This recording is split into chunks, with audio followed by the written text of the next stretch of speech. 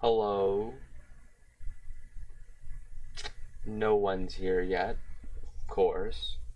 But, you gotta start off the stream somehow. So, Phonemic Shorts, at 300 subscribers, made a video on that channel about it. And this is the celebration stream where I'm doing some stuff. By some stuff, I mean one thing.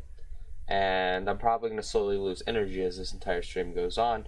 And by the end of it, well, I'm probably not going to like streaming much. I'm going to be very tired. I'm going to say 300 phonemes off of phoible based on how common they are, which is a lot. 300 is a lot. Okay. I mean, that's more than's on my channel, the channel. Of course, some of these won't be on the channel. Some of these I'll have no idea how to do. Some of these are tones, which I suck at and have no practice in. But I'm going to try and say them all. Attempt every single one of them. They're slowly going to get more and more chaotic. Slowly get harder, weirder. Who knows? I mean... But this should be interesting, should be fun. I hope at least one person will show up for this. And yeah. I suppose we should just begin and people will show up as we go for the more interesting ones. So let me go ahead and boom, reveal. And now we have our long list. We're going to be going till the end of page 3, which... As you can see, we're getting into some fun stuff here. Some of these, I don't even know what that's supposed to be. So, that's good. I don't know how to pronounce maybe some of these. Specifically, I'm referring to implosives. I don't know how to say implosives. Tones I'm going to struggle on, so you get that fun stuff. Alright, we're starting with M, or as the description says, Latin small letter M, also known as the voiced bilabial nasal consonant, which is, most common, very nice, is in 2,914 languages, which is 96% of all the languages put into phoible. So, quite a lot. I have this one on my channel. It was one of the first videos I uploaded. It goes ma, as everyone knows. It's very common, very easy, of course. Pretty much everyone knows it at this high of a percentage, and pretty much anyone can say it. Next, we get to I, or the front close unrounded vowel, which is very easy as well, very common. Also have this one fairly early on my channel. You can go see it. My first video is actually down here, so it's not the most common. For a while I'd pick things off of here. Sometimes when I have no idea what to do, I'll pick it off of here too. So anyway, I'm going to, okay, so it's E, E, E, E. So very simple, very easy. I don't have these written down. I have to remember them. I don't know. There's not much to say about these, to be honest. So let's just go on to the next one. We gotta keep it going. Next is K, or the voiceless velar plosive consonant. In English, it's a K, but that's slightly forward and aspirated. And generally, it's slightly further back and not aspirated. So that's what I think is uploaded onto my channel. I don't remember. I have done this one, though. And it goes... There you go. I think it's something like that. I can't promise I'll get every single one of these right. That's kind of the fun of this. You get to the things I haven't done on the channel because I don't know how to do them. I'm going to have nothing to say by the time we hit page 2. That's when it's going to get real fun and we're all dying together. Alright, so number 4, J. Eventually I'm not going to have names for these characters. But we have J, or the voiced palatal proximant consonant, which, again, we haven't gotten to uncommon stuff. Until we get here, it's all above half of languages, which if you wanted to create, like, say, for a conlang, if you wanted to create a very easy, very general conlang, you just go with all this stuff, which I think has been done before. I think that's what Tokipona uses, if I am correct, which means it's fairly easy. Anyway, so let's get back to it. This is ya, I, which is very easy. If you don't know, it's non-syllabic version of this, which just simply means, really generally just means it's not a vowel.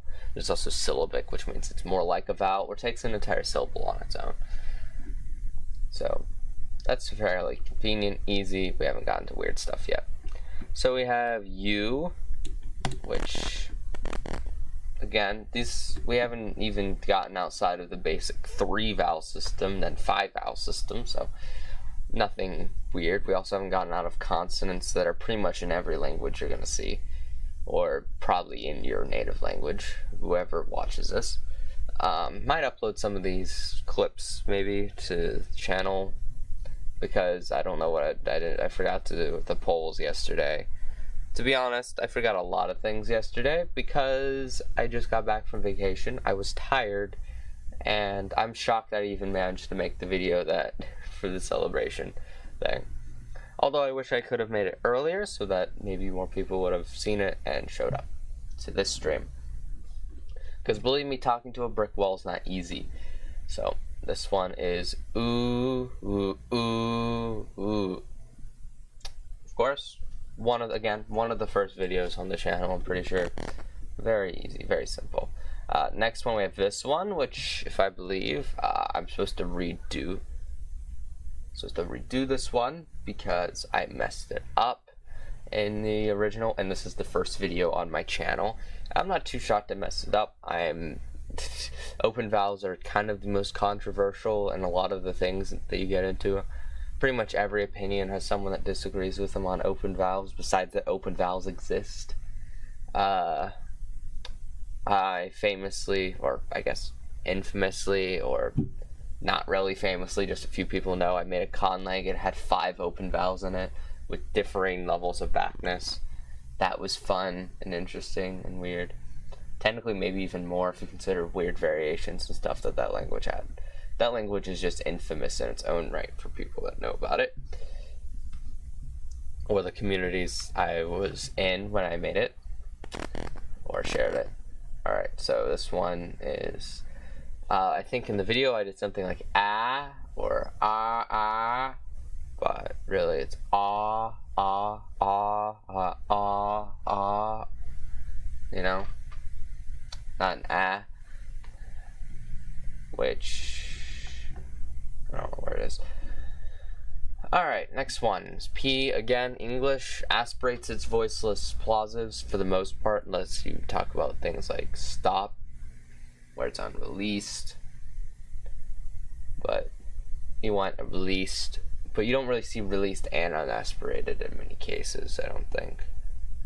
So, anyway, this is ba, up, which almost sounds like ba, but it's not, because that's down here and it's voiced. This is also the voiceless bilabial plosive.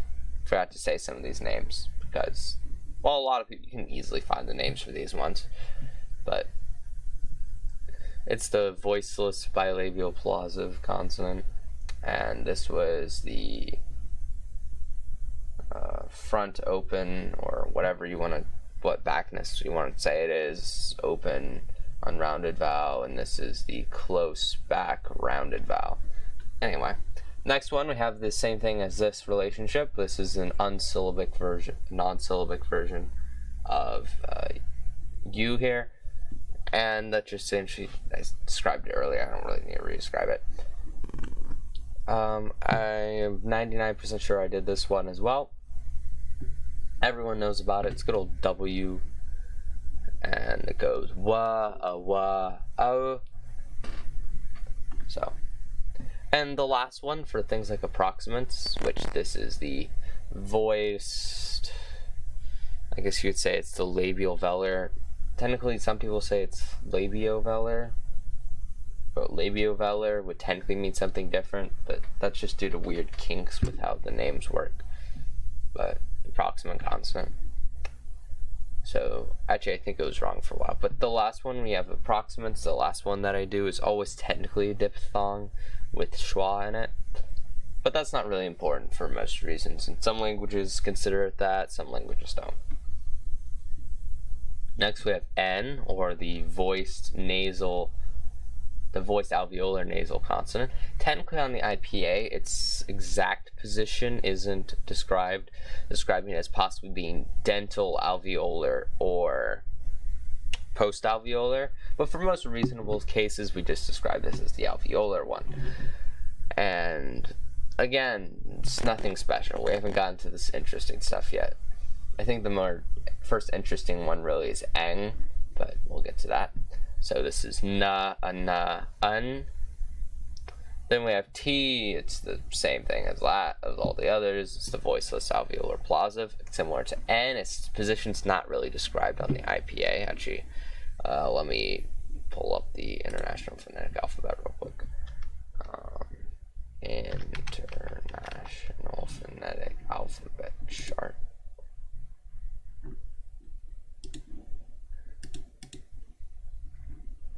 Right. And what you can see is that this broadness is supposed to describe the fact that it's not specified. Also, these things are palatoalveolar. That's something I learned. And that's a very specific thing. As I go on a little tangent here. So, palatoalveolar refers to when it is laminal, while... Well, technically this is called apical retroflex, but no one calls it that. Generally, it's post-alveolar because when you're describing a lot of places articulation, you just refer to them by their passive articulator and not by their active and their active articulator is ignored, which technically means it's general and not specified. Of course, you also have other things like subapical velar on here, epiglottopharyngeal, epiglottal, all kinds of weird stuff's on here. I don't think you'll see people refer to a lot of it. And then you have all these weird spaces where it's also possible to make sounds. Some of them it's not. And you also have other interesting things. Like, labiolingual doesn't exist. Or, no. That'd be linguodental.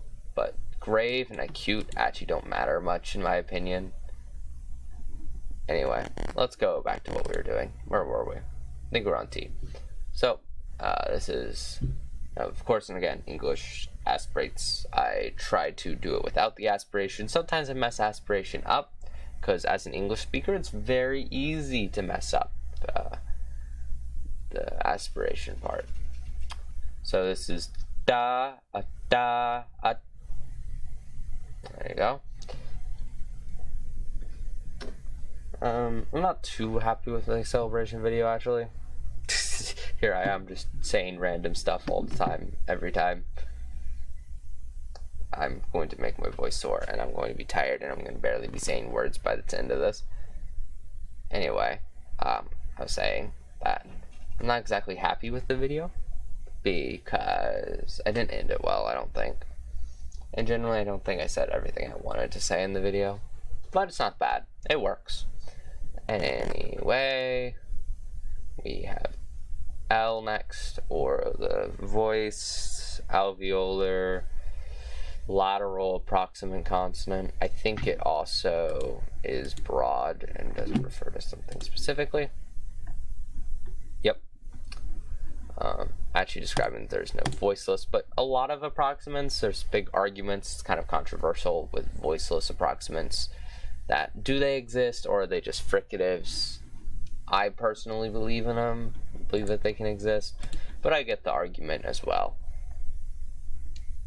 Also, shockingly for voiceless vowels, I don't think I was ever actually able to find a phonemic example. Only cases where they'll show up at least allophonically. So, that's interesting. Anyway, let's get back to it. Yeah, this is just la, l, which L isn't something that you hear much in English. A lot of times when you see L at the end of a syllable, it'll end up being ol, or at least with it'll end up being ol. But that's a later sound that we'll get to. Next we have S. which is the voiceless, alveolar, sibilant, fricative consonant. You can leave out the sibilant if you want and only refer to the sibilants when you're referring to as non-sibilant, since non-sibilant's more uncommon. While this is kind of assumed sibilants. This is just sa, us, which is also the first sibilant fricative we'll see. And we'll see more.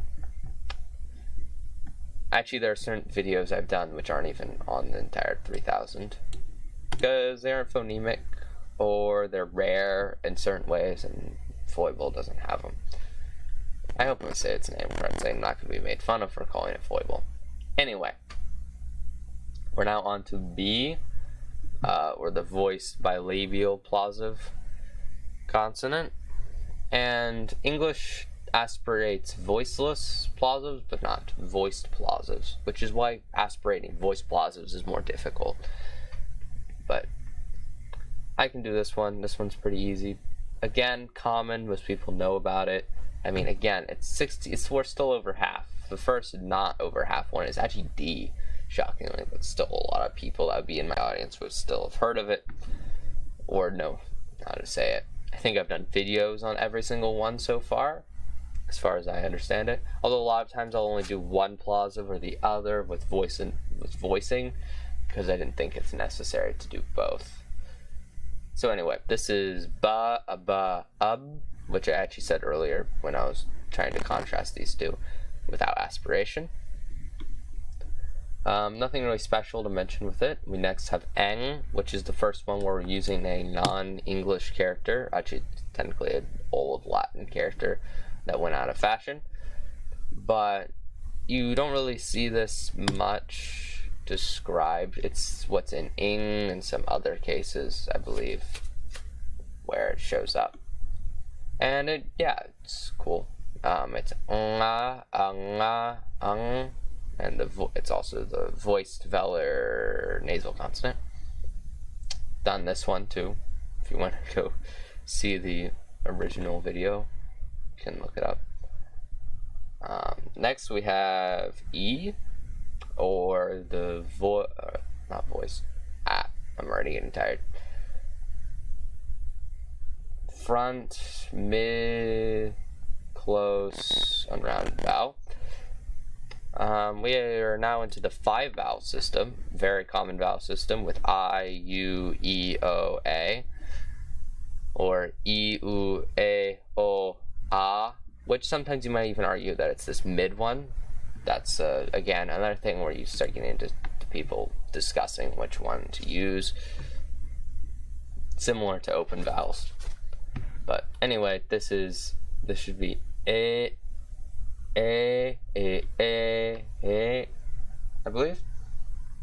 I don't know. A lot of these are where we start getting into things where before the video I'll spend like a long time trying to make sure I get the correct part of the mouth to do the vowel, and then I'm questioning if I did it right when I actually had to say it. Because sometimes it's hard. Sometimes I'll actually have a pause before I say the sound where I'm trying to figure out what position I'm doing. Which means in quick speech, a lot of the sounds I do in the videos I couldn't actually say. Alright, next is O, which is the back, mid-close, rounded vowel. Essentially the opposite to E in a lot of cases. And yeah, in English, you don't actually have O on its own, really. You get O, which is a diphthong, which is interesting. It is pronounced diphthong, right? Dip.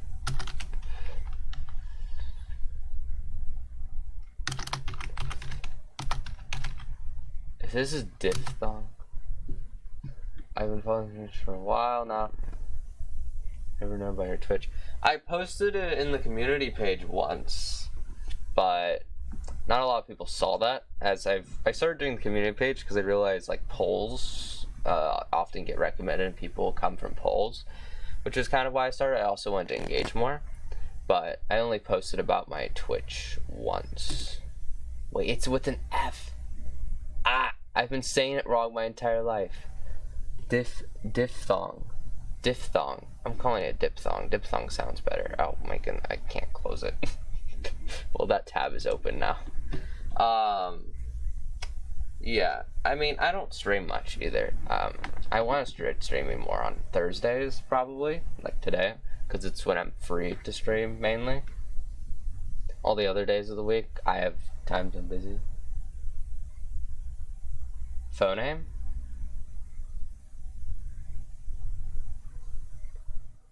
Phoname, right? Phoneme is weird. I've heard phoneme before, though. Hold on while I stretch it so it looks weird, so that I can actually search something.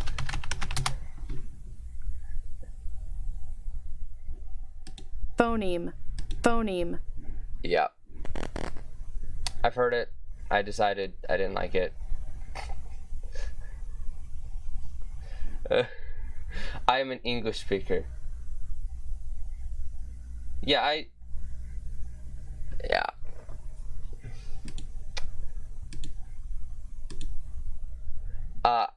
I saw that and I was like, that's probably if, that doesn't sound good. It's weird, because you don't get sounds like that much in English. So I say it funny. It's not as bad as what I used to say for, like, consonant. I used to say it wrong, and it was weird. Hold on, I have to click here to check where to put this. There we go. Alright, where were we before we got on a tangent on how I can't say words correctly? O. Yeah, we're on O. Oh. There you go. Very simple, very easy. What's my favorite? It's a hard one. Let's go over here. I've liked a lot of them. I've made a lot. This is just a good one. I just like this one, but I don't know. Favorite's hard because I've done so many, said so many, made so many weird things that shouldn't exist. Like, I don't know.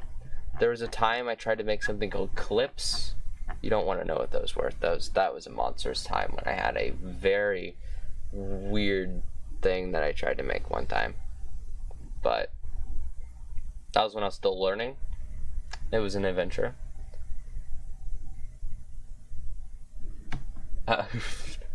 Sure, I'll allow it. I'll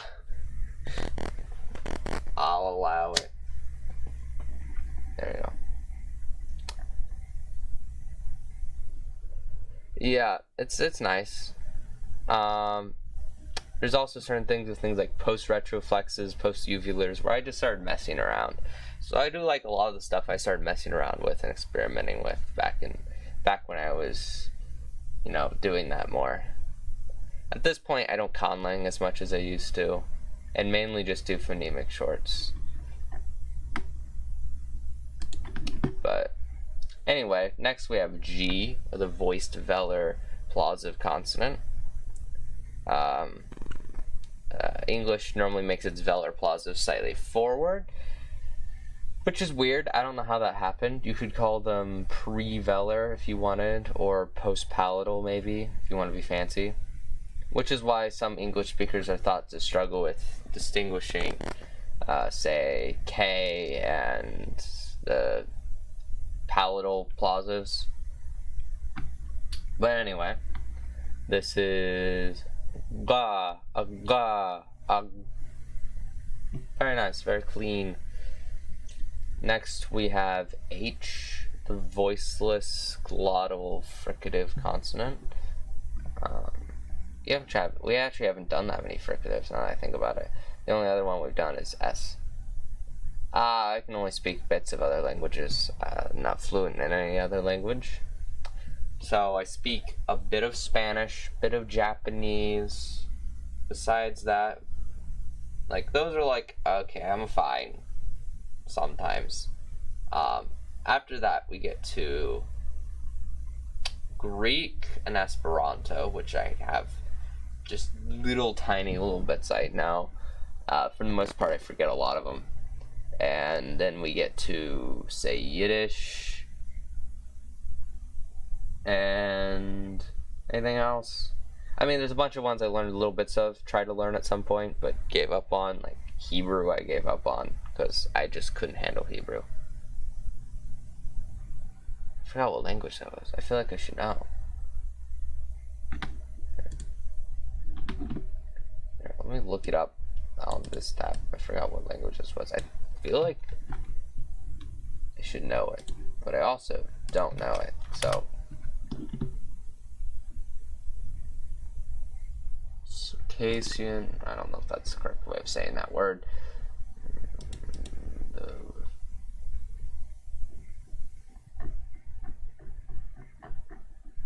Where's this phonology? Oh boy. Oh boy, it has its own particle. Oh boy. Oh boy, this one's quite the phonology right here. No,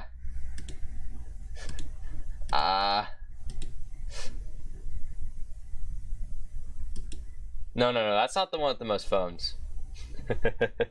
I know which one has the most phonemes. Don't worry. That's Ta that takes that title. Ta. I don't know if that's gonna show it up. No. Ta language. Or 2.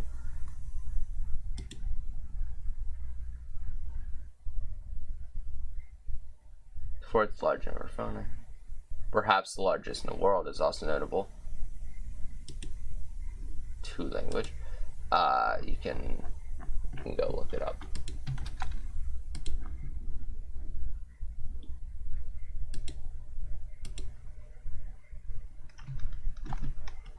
Anyway, you can look up the Ta language. It's an interesting one. I like it, but it has some abominations against man in it. Normally I have my chat on the other side, by the way. What? Prime Gaming. Okay. Normally I have my chat on the other side. I moved it over because all the names. Anyway, I went on a little tangent. What's the difference between a phone and a phoneme? Well, how I use it is a phone is just any sound the human can pronounce, but a phoneme is particularly ones that are used in languages. If they aren't used in a language, then I call them a phone, or at least I can't find one where they're used in a language and distinct in the language, meaning they're phonemic.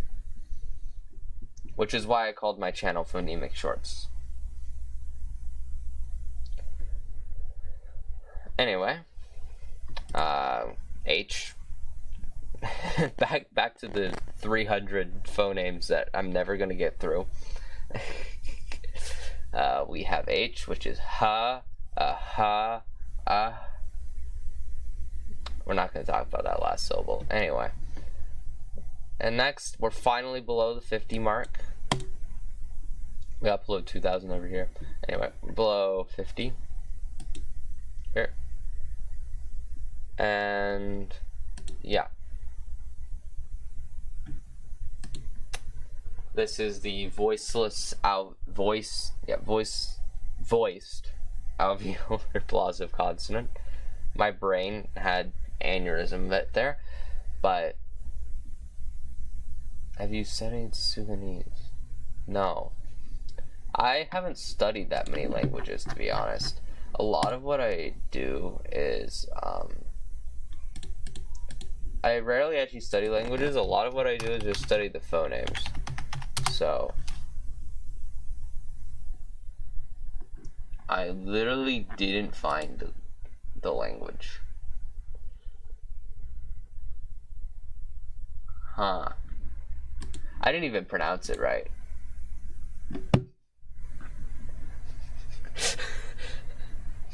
Dang it. I messed up. I'm not strong enough for this world.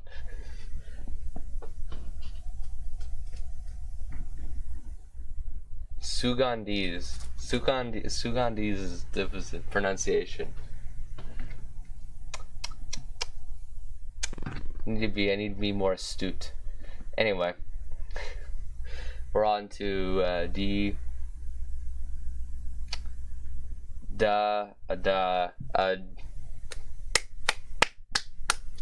Pretty much anyone here speaks English, so they probably know this one. Next one is R, which R is complicated. It's pretty much used as a symbol for a lot of rhotics in languages, even if they're not exactly specifically the R symbol. But technically R refers to the voiced alveolar trill consonant. probably also more broad, similar to a lot of the other alveolars, where it can also refer to dental or post-alveolar. But the importance, reason I'm mentioning this is because English R, although a lot of times transcribed as R, isn't actually R. It's or this specific symbol. It's a more complicated. It's a French R count as rhotic. Technically, rhotics are very complicated. A rhotic just means it has to descend from the letter rho, I think, or be considered a rhotic by the language. So technically, yes, it would. So that's why it sounds like how in some dialects of English you have a sound like va, which is clearly not a normal R, but it's still rhotic because it's being used as a rhotic. And rhotic's not a very defined quality of a sound.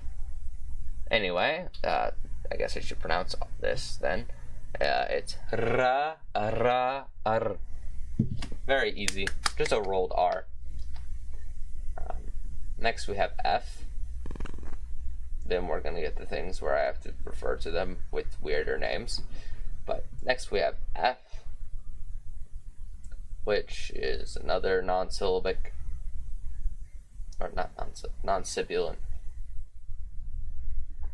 Why was that blocked? Bullying. Bullying.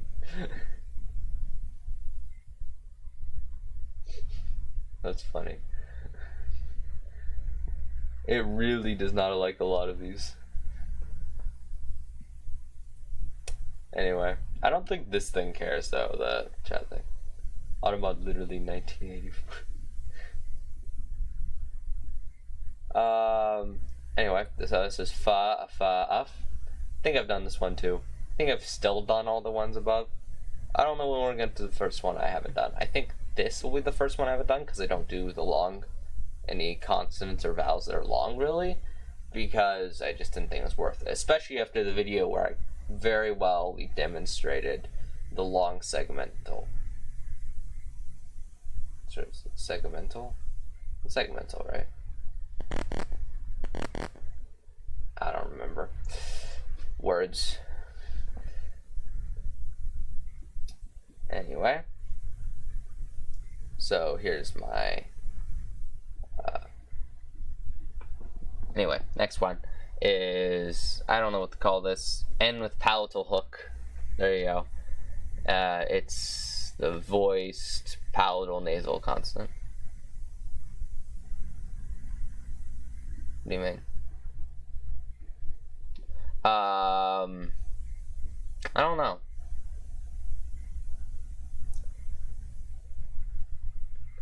I couldn't really tell you.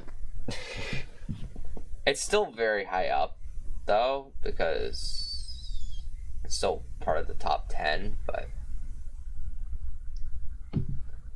it's not like it's one of the most common. M is the most common for some reason. There are systems, I believe, where A is replaced with schwa, which might be part of the reason. Where it's like E, U, and schwa, or U and schwa, and stuff like that. But I don't know. Anyway, back to this. I think this is, well, it's not the first palatal, because we had the proximant earlier. But anyway, this is the nya nya nya sound, you know, or the Spanish pequeña. So this is nya, nya, an.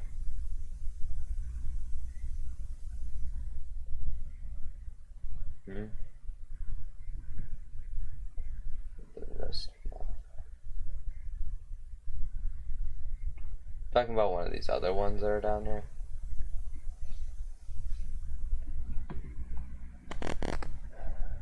Okay. Anyway. So that one's, at this point we're getting to stuff where we're getting out of even English territory. Well, I guess this went out of English territory, but we're getting further out of English territory. Getting into some more interesting stuff. But still very common overall. Like, until we get to the point where we're like below 30%, which happens down here actually, we still get stuff where you probably have at least heard of it or know how to say it. Like, even this is technically in English in its own right. This is sometimes used for like the annoying cat noises. Besides that, not much. Vowels are whatever with English, and English, I guess, isn't the best metric. We can just go off of the most common languages. A lot of these are in there, so the average population globally probably knows how to say most of these sounds. Anyway, next one is our first affricate, which is fun. I didn't do affricates for a while. Similar reasons for why I've been holding off on doing the, I guess I can call them the correct word, diphthong. Diphthong? Diphthong sounds wrong. Diphthong.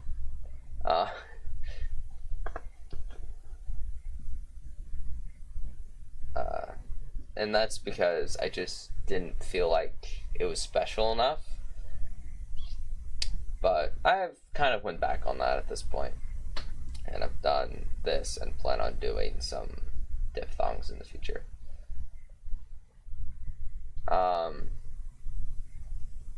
Anyway, this is the voiceless palatoalveolar or postalveolar, or palatopostalveolar, whatever you want to call it, sibilant affricate consonant. So it's cha, cha, ach. Very nice, very clean. Still, we haven't gotten to the weird stuff, which is probably going to mainly happen on page 2, is when you're going to go, huh? Huh? That exists? People say that noise? Page 3 is we descended into madness. And I've gotten sounds off of like page 7. Although once you get a certain point, all of them are in only one language, and they're all the same. Anyway, we're now on to the glottal stop, or I guess, yeah, just glottal stop. There's no real reason, glottal stop consonant, no real reason to say it's voiceless, in my opinion. You could also call it maybe even ejective, because technically it's the same as if it was ejective. And that's the thing with glottal consonants, is they're all their own voices in their own right, in my opinion. In my opinion, they're all their own voices in their own right, and form the bases of other voices and things like voices. Although you don't really see H be used as a voice much, but technically completely open is a thing. You can have it just voicing, just vibrating. You can do it as stopped. You can do other weird stuff with it, like with the fricatives and creaky voice and stuff like that. And probably even more that I'm forgetting. Anyway, this is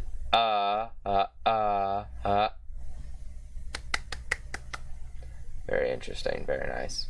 It's in its own right part of English because you have things like Batman or uh-oh. I don't know about Batman. I guess you do it in Batman as well. But it's uh-oh is where it's like comes from. And if you're British, it's everywhere. But okay, I know that's not how they say it, but you get the idea. It's kind of the idea of it. It's in English, and in British English a lot more than American English. General American English. Next, we have another vowel. We get to the, oh my goodness, I saw something I don't want to deal with. We get to the open, mid-open, no, front mid-open unrounded vowel, which is, I believe, in English. I don't know why I'm describing everything off of English. It's this weird 3E. It's called the open E, if you wanted to know that. It's not too weird. I can do it real quick. Very simple, very easy. I say that after a lot of these. Still something I've done. I think I've still done every single one of these. I think. I've definitely done this one, though. Which is the voiceless palatoalveolar sibilant fricative consonant. Or just fricative consonant. If you don't feel like specifying it's sibilant, because it's most commonly sibilant. And so this is sha, asha, ash. It's also the letter esh, if you didn't know what this character was called. I knew it before I read that just reminded me. next we have the back mid open unrounded vowel. Again, kind of like an opposite to this in a lot of cases. Now we're getting into more interesting vowel systems as well, where we have these odd vowels that aren't as common. This one will take me a second. Oh, oh, oh. This is also maybe going out of fashion with things like the caught merger and things like that. I don't know if I have it. I kind of have it. Caught. Yeah, something like that. Where this is slowly kind of merging with another vowel in English, so you can argue whether or not it's still there or not. Anyway, now we're on to long vowels here. We're almost below 30%. We're getting to long vowels, which I have not done any of, actually. Because I don't think they're worth it. Like, length is more of a relative thing anyway. And I don't think anyone will really need it. So, anyway, this is E. Wait, no. E.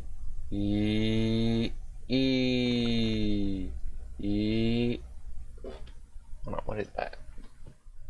It's the long version of I. I have no idea what that is. Alright, anyway. So that's the long front close and rounded vowel.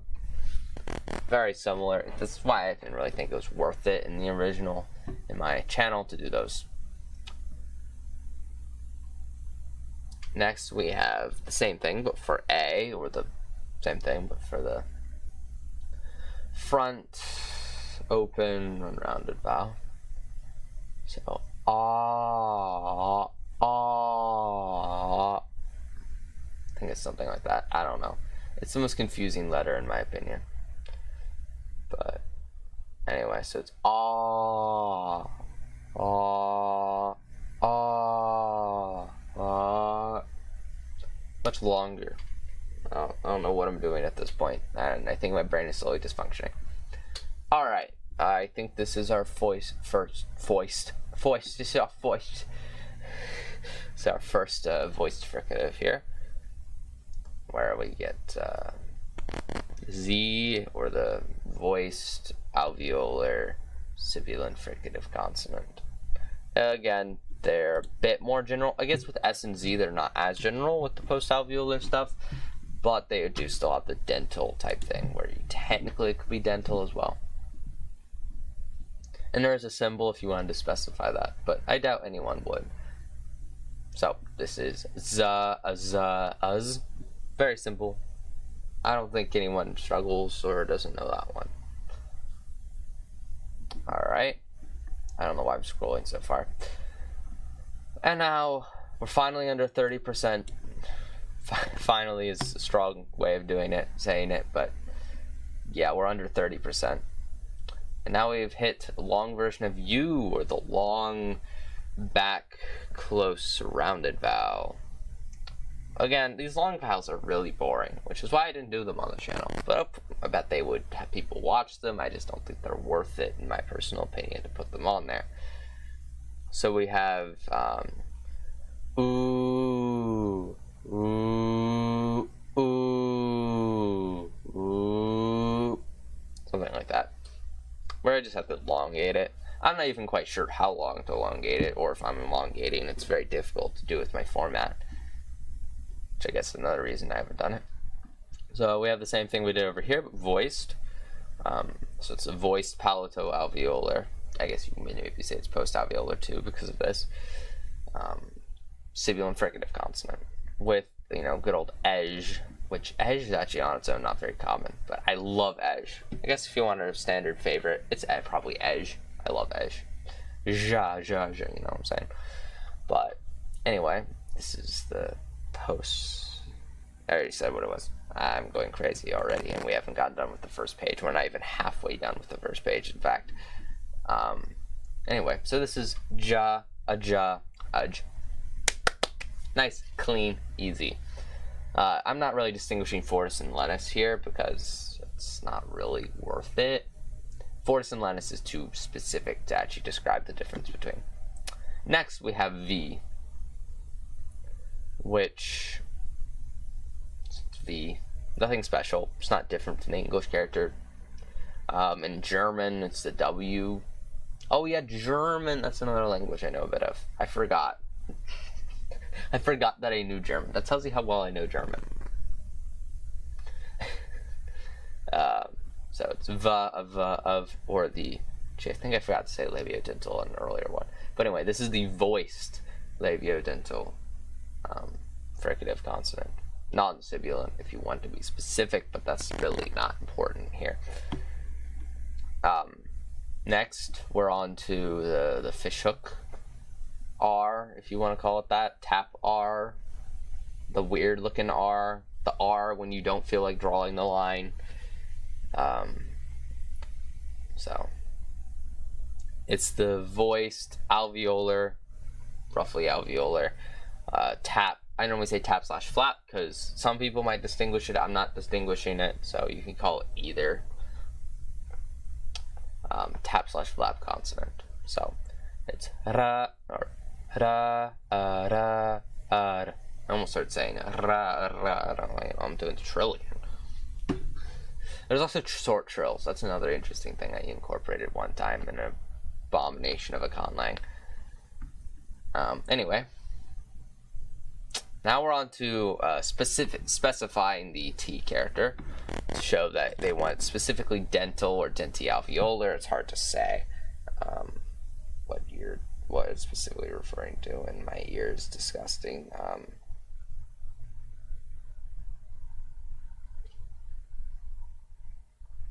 Well, that's no longer my problem for now. Dies for punishment. Oh, we're almost at schwa. Anyway, which I also did with the glottal stop, if you remember my videos. Anyway, so this is the da da roughly. Very easy. It's still quite easy. A little bit more rare, a little bit harder to distinguish, but you know, no one's gonna really struggle with this one. You can probably teach it fairly easy. Epiglottals are when you get to the I don't know how to teach you that one. You know, some of these others are also hard to teach, but epiglottals are probably the hardest to teach, in my opinion. All right, we're almost to a new type of affricate too. So this is the schwa. We all know the schwa. It's good old schwa. It's a reduced vowel. One of few reduced vowel symbols. It's all over the place in English. Everyone loves them, right? I forgot. I literally have this as my logo of my channel. That was completely by chance. That was random. I didn't specifically choose that one because it was my favorite. Anyway, schwa. The basis for all real things is you just open your mouth, make sound, you get which is why, you know, it's a classic. Next one. This is the voiceless alveolar sibilant affricate consonant. I haven't actually checked how high up this is. I thought it was fairly rare on the scale of affricates, but apparently not. Apparently not as rare as I thought it would be. So this is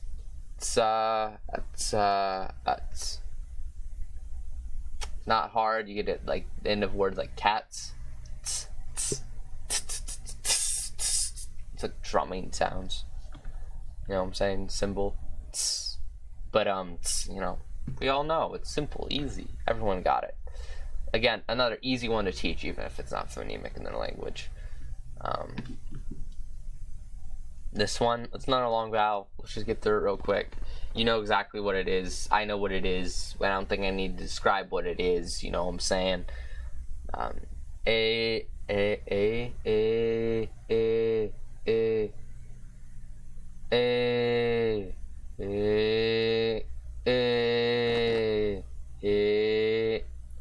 don't know if that was really longer or not. Another long vowel. Let's just hit it up. It's the O this time. Oh, oh, oh, oh. There you go. Also, technically, my format, I'm in the format I do for vowels, or technically consonants too. I'm technically forgetting one dot character and create an improper middle symbol. This improper syllable is because I have a vowel, then a consonant, then a vowel. But I don't think anyone's ever cared. Technically, you'd put a second one after the second vowel, but that's really unimportant.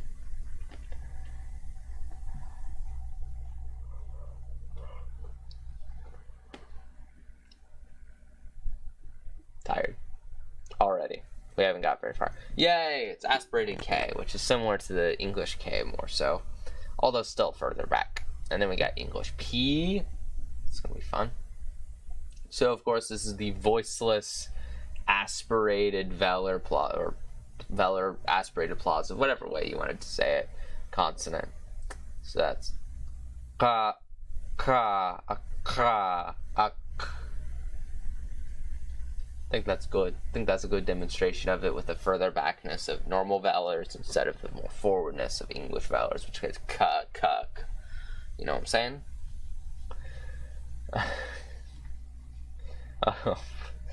No one likes, I don't know. Anyway.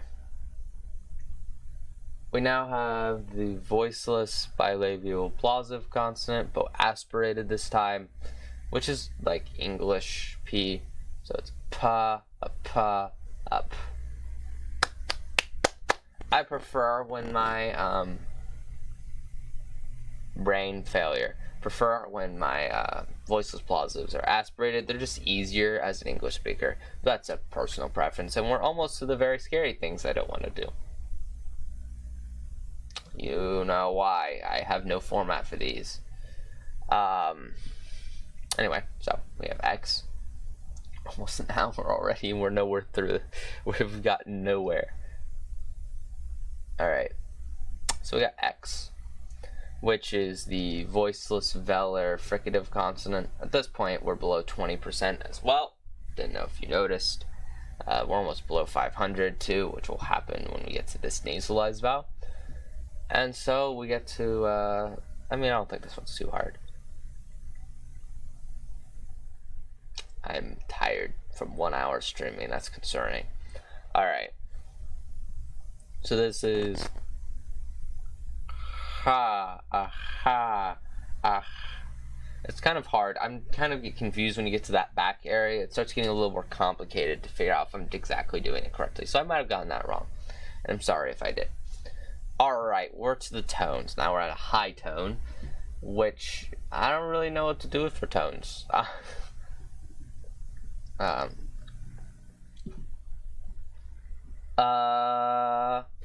you go. This is that's what I'm gonna do for tones. I've decided for now. I'm gonna do that for tones. Maybe add some weird dynamics when it has a weird wobbly tones. Alright, first nasalized vowel. I think I've done this one actually. So it's the front close or nasal front close unrounded vowel, which is e. Very nice. We're getting to weirder stuff. I'm starting to get excited. More fun stuff, more interesting stuff.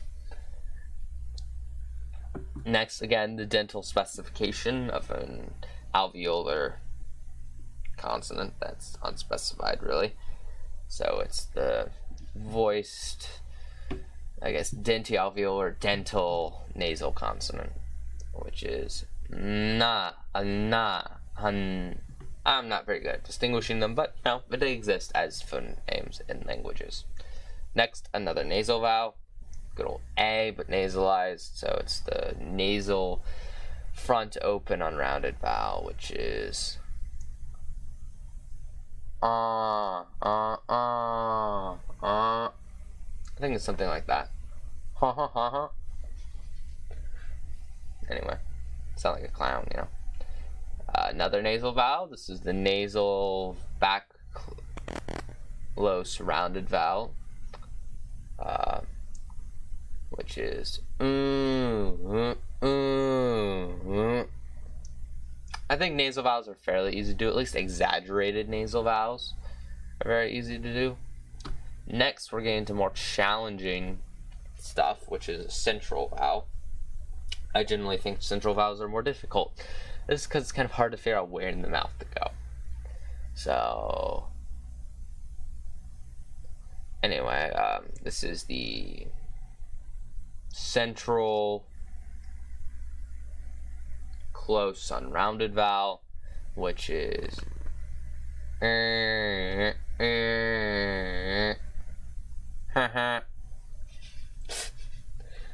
don't know. It's interesting. And now we got below 500 a little bit ago. We're almost done. We're getting close to the end of the page. Page 1 of 3.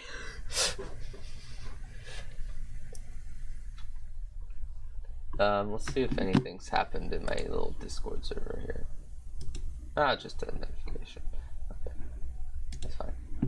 Anyway, so now we have a T with a retroflex hook, which you can guess what this is. We're getting into retroflex consonants, which means we're getting into rarer, weirder stuff. It's like, what, those exist? Some people. Anyone who's actually initiated with phonology know about these, though. Anyone who's ever looked at the charts like, those exist, huh? Yeah. Probably tried to throw them in a conlang if they're a conlanger because they're like, ooh, exotic sounds, you know what I'm saying? Even if they have no idea how to use them. I don't know if I know how to use them, really. So, anyway, it's da, da, It was the voiceless retroflex plosive consonant.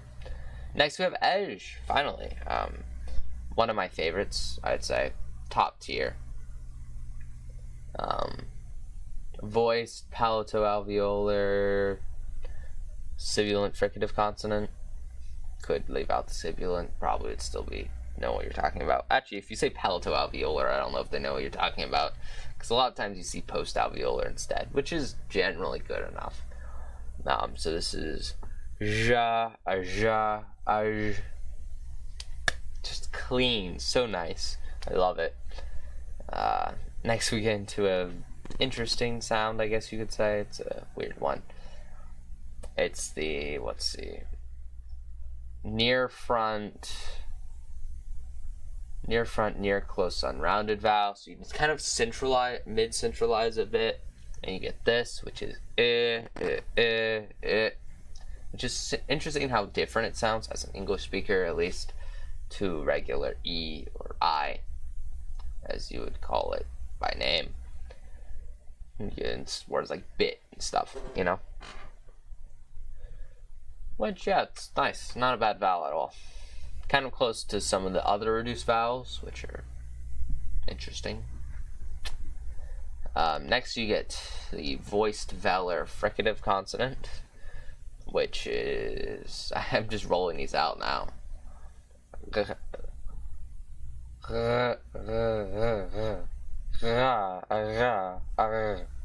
don't know if I got that right. It's so hard to navigate the back of the mouth, I'm telling you what. But I think that's right. Very nice. I don't know what to say to these. Another one of these dental specifications, this time on D. Wow, it's the voiced dentialveolar or dental plosive consonant. So, da, da, we all know about them. And we haven't gotten anything too exotic. Wow. Okay, well, our first palatal plosives now here, though. And palatal plosives are fairly rare, but, you know, they're still common. Yeah, this is the first vowel. I have to think about it. I think this would be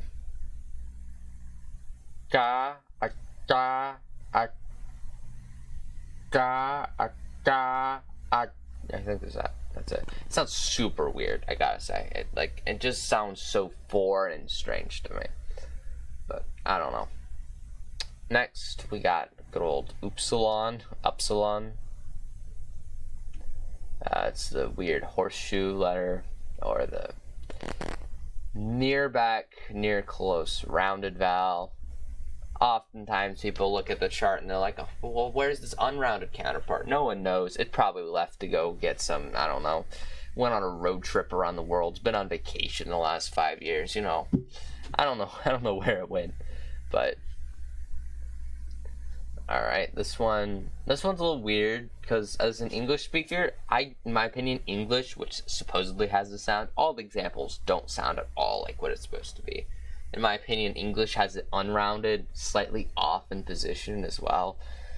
So, in my opinion, try to mid-centralize a U is a much better method of replicating what I think should be it. So,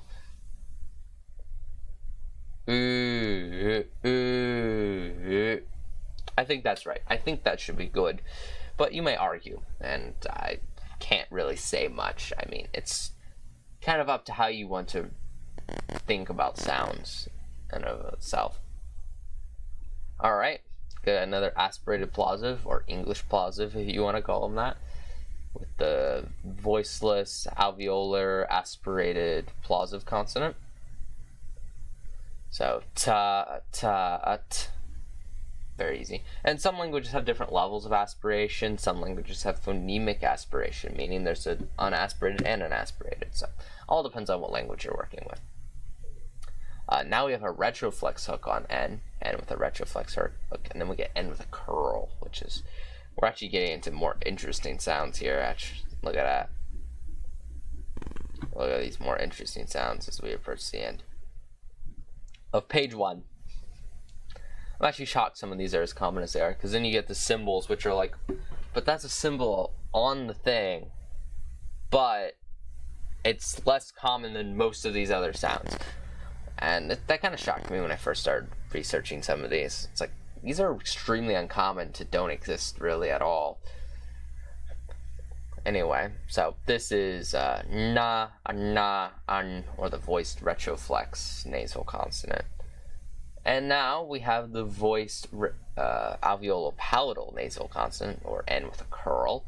Curled N, alveol, I don't know, what do you want to call it? But that's na, an, baby talk. Na, baby mama. Na, slightly different. Yeah. We're slowly approaching the end, so we're below 10% even. Which might take a while actually, because it starts slowing down as you approach it. So anyway, we're now on to some harder sounds to pronounce. I think I tried to do maybe one of these and failed one time for video, but I think I have one of them uploaded. One of these. This is, if I am reading it correctly, some of these symbols are going to get very hard to read later on, where it's like, this isn't proper notation. So I just have to do guesswork. And so this is the voiced labial velar plosive consonant. I think it is. They don't have the tie bar, but I think it is. So that would be ba, ba, well, sounds like an animal. It's very interesting. And then we have the voiceless variant, of course. Ba, ba, ba, ba, ba, ba, ba. No, like animal sounds. We now have our first like labialization, palatalization type thing with the good old labialized K, I will call it, which is the voiceless, labialized, velar, plosive consonant. Qua, qua, and when you hit that last one, it's kind of hard to hear it at all. So, but it's actually kind of weird sounding. It almost sounds like qua, qua, qua, where you say it and then say the wa sound, but it's supposed to be at the same time. But that's kind of hard to hear, in my opinion. Anyway, now we have the voiced palatal, you know, same thing, but it's a voiced palatal plosive consonant this time, which is ga, ga, ga, ga, yeah, there we go. And that one sounds more like a weird G in my opinion. It's like a weird, it's like you're saying G, but it's not quite right, but I can't put my finger on it, you know? It's because palatal, full palatal. So it's getting more, it's even more English G than English G. It's the super English G. I don't know. Dauntless J with a stroke. I took forever to even know what this symbol was. So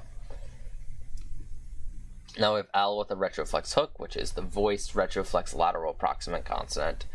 Very easy. It's a la, which I think I've done. Could be wrong, but I think I've done that one too in the past. Of course, we'll get a nasalized version of O. So a nasal back close, or not back close, back mid close rounded vowel, which is that's probably exaggerated, but something like that. And now we have another long vowel. No one cares about long vowels, but so this is just I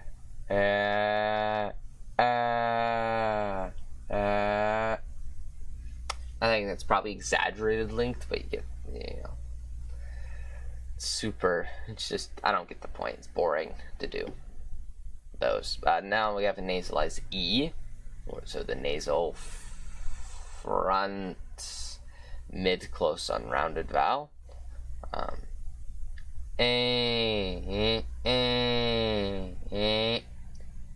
like that. Very nasalized, probably far exaggerated what you actually get in a language. Now we have T with a curl, which means it's the voiceless alveolo-palatal plosive consonant. Alveolo-palatals are interesting because their symbols are technically obsolete symbols or unofficial symbols, but you can still see them a lot. They're fairly well understood, so you don't really have to worry about using them as much as some other ones. So this is ga, a ga, a ga, a ga, a.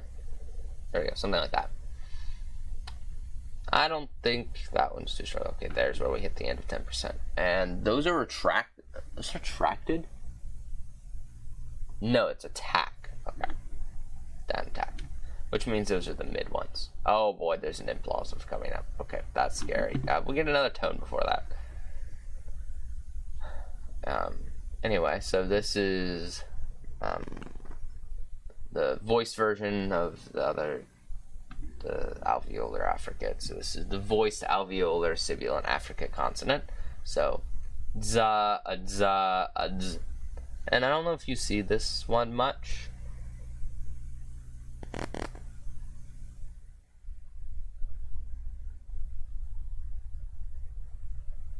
Trying to think. Lads. I guess you would. But not really specifically as this. It's more considered to be a cluster than it is to be considered an affricate. Another long vowel. No one cares about long vowels, but I'll do it. Oh.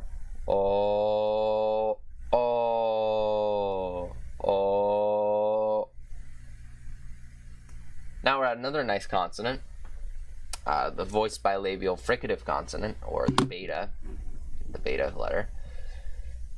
And this is va, a va, a v. Very nice, I love it. Just very clean. We have turned R with retroflex hook, or with hook if you want to not specify retroflex. Actually, a palatal hook would look really weird and stupid on it.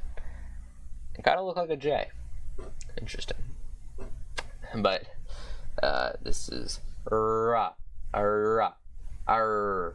And you might think that this is like the English R, but the English R is kind of all over the place. But it can be something like this sometimes, I guess. It's kind of like a pirate R. You know what I'm saying? R, fire in the hole. You know, that kind of thing. That hurt my voice a bit, so hope I don't die later. It's very nice. It's part of the rhotics, common rhotics, I guess you could say. It has a rhotic symbol on it. But I don't know. Next we have the mid-tone, which, oh boy, it's another tone. I guess we could just do for the mid-tone. I don't know how to do tones very well, so that's how I'm going to do the tone. Now we have an implosive. The first sound I genuinely don't know how to pronounce. That's right, I don't know how to do implosive. That's why I've not done an implosives before. Otherwise, I'd be doing all kinds of implosive stuff. As I've always been interested in implosives, I've just never been able to say them right.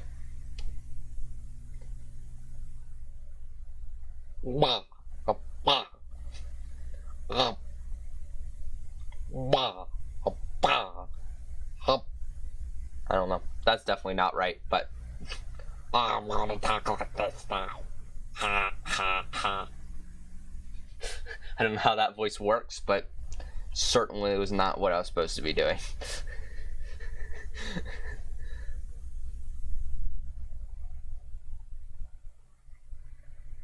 That was the voiced bilabial implosive consonant, if you're wondering. Now we have the post-stopped or pre-nasalized, I presume that's what this is supposed to be, bilabial plosive consonant. Or I guess I would say pre-nasalized bilabial, voiced bilabial plosive consonant, or post-stopped bilabial, voiced bilabial nasal consonant. Whatever you want to do. This is mba, ba, I guess you would be more proper for the unstopped version. Which is also why I won't do those, is because they just don't work with my format, and I already say them in all my plosive videos, if you're wondering. Because there are just some things I won't do for different reasons. A lot of them have to do with the way my format works, or I just don't think they're interesting enough. Anyway, the last one before we hit below 10% and we start speedily declining again is our first mid vowel besides schwa. And these are also kind of like, I don't know if you really describe them as their own or part of the other vowel, or kind of like part of the 5-vowel system, whatever you really want to describe them as. It's interesting. It's an interesting topic, I guess. So there's 8 languages where this exists, and this doesn't. I would like to know what those 8 languages are. Phoible is a little bit weird, because it's kind of a lot of discrepancies and things between Phoible and Wikipedia, where I'm just trying to get a grasp at if I'm confident in something or not by using the two. So that's where I get my information. It's not exactly the best, but, you know, whatever. Anyway, so this would be, let's have O, it would be Alexa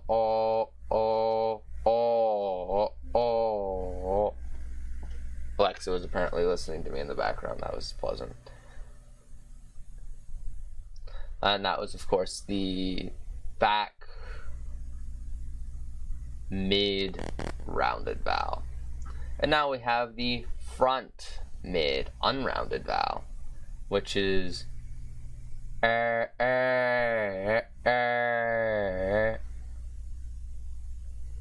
That should be good.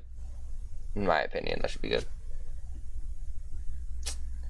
Now another one of these pre-nasalized or post-stopped consonants.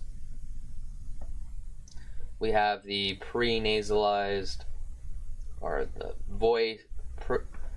pre-nasalized voiced alveolar plosive consonant, or the post-stopped voiced alveolar nasal consonant, whatever you want to describe it as. It's nda, nda, There you go. Very easy. Well, not very easy. This is getting more hard. Easy for me compared to some of the stuff I've had to do. This isn't that hard to learn. It's like a cluster. So, and now we have another one, which is the velar version. So the voice. I don't want to repeat the name. The name's too complicated. There you go. This is the retroflex plosive, or D with a retroflex hook, which is, of course, the voiced retroflex plosive consonant. I've done this one before, and this is da, da, Nice. Now we have the letter Q, which is our first uvular, I think. I don't think we've had a uvular before this. And this is the voiceless uvular plosive consonant, which is qa, qa, qa. I think that's right. I don't know. It's kind of hard to tell. Oh boy. I don't like this one very much. This actually says tail. Interesting. This is with hook. I don't know. It's another implausive, and I don't like the implausives very much. But, let's see.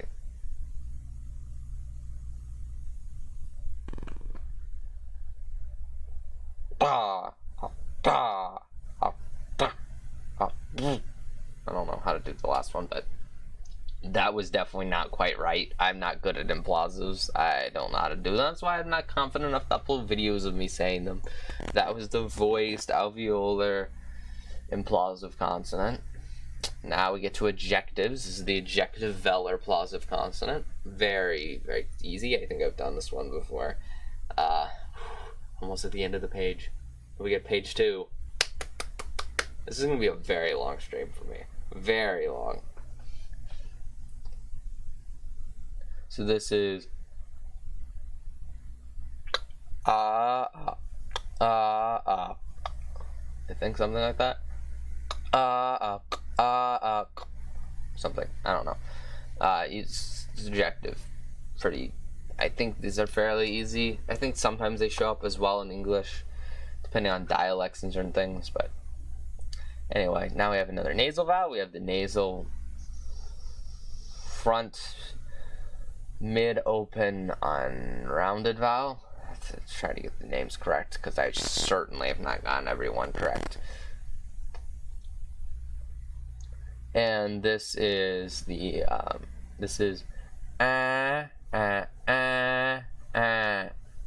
which sounds slightly off. Got Peter Griffin laugh there. Something like that. Aspirated affricate. Aspirated fricatives and aspirated affricates are in general a little bit harder than plosives. But this should be the voiceless palatoalveolar. Maybe you might add in the postalveolar part. Aspirated affricate, or aspirated sibilant affricate consonant. So that'd be cha, cha, cha, a cha, a cha. Right?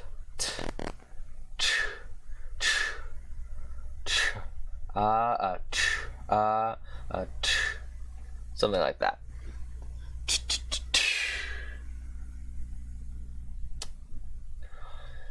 This is the nasal back mid-open rounded vowel.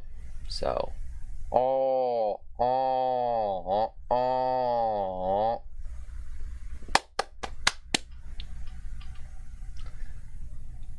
That's nice. Very cool, very cool. I don't know what to say anymore. I've reached the I don't know what to say anymore part. I'm gonna move my legs. My legs aren't comfortable. I'm moving them up here again.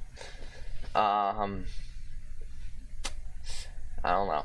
We're getting to weirder stuff, but I don't think we got into the weird mid stage where it's kind of weird, kind of normal, and it's just slightly boring, like unimportant, uninteresting. It's not interesting, it's not important really.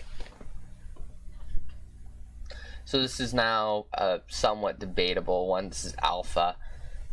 Somewhat debatable one because open vowels are very debatable apparently. But normally in normal circumstances this would be the back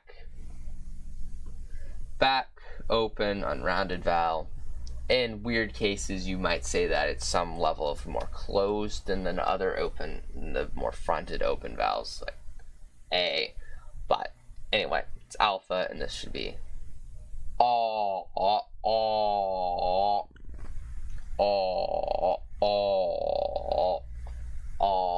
I'm trying to make sure I got it right. Very, very fun. Very weird. Next, we have the voice. Oh, what am I saying? What words are coming out of my mouth? Why do I keep wanting to call vowels voiced? It's an instinct deep within me.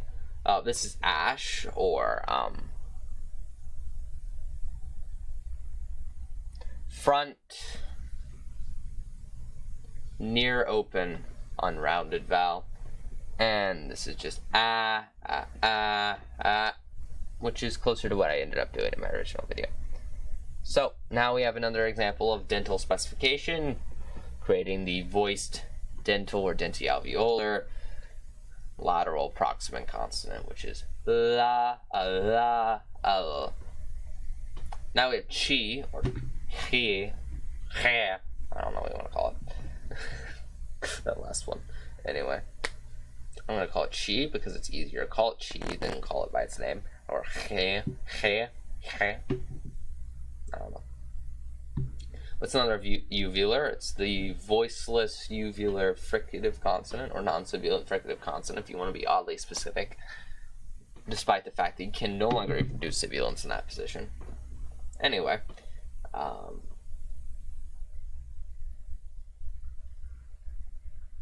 we're nearing the bottom as well. This is, let's see. I'm very bad at distinguishing fricatives and trills when it comes to uvular at this point. It's very hard to distinguish the two.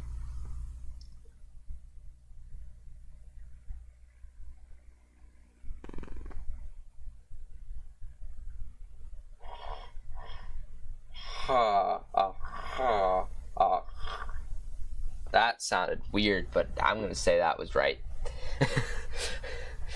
Alright, now we have L with the curl, which means it's the voiced alveolo-palatal lateral or proximant consonant.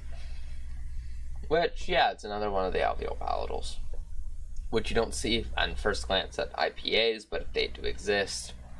And actually, something interesting is the fact that this is alveolo-palatal, not palatal. And this is palatal. Anyway, so it is la, la, al. Shock test is higher up than the palatal lateral, actually. Now we have S with the retroflex hook, which means it's voiceless retroflex sibilant fricative consonant. So there you go. Another aspirated affricate, the voiceless alveolar aspirated sibilant affricate consonant. So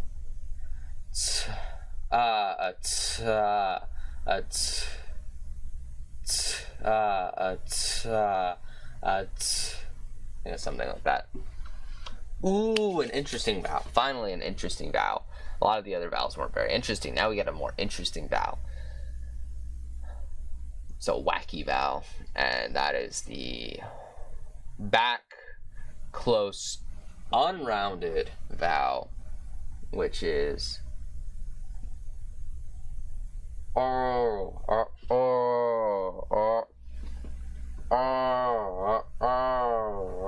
think. I'm not going to have a voice by the time I am done. But, yeah, there it goes. It's called the turned M, if you wanted to know what to call it. Small turned M. There's small capital turned M as well. Actually, just small capital M is the thing as well. No, it's not turned M. It's small capital, small turned W or something. I don't know. We'll get to it later. We'll get to it when we get to it. This is the voiced labialized velar plosive consonant. We had the voiceless earlier. So now we have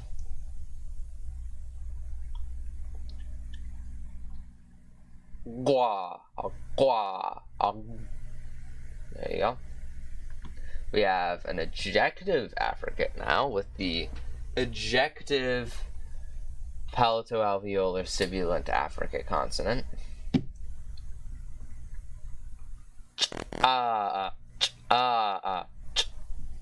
There you go. We now have an aspirated version of that dental or dentalveolar plosive consonant. So we have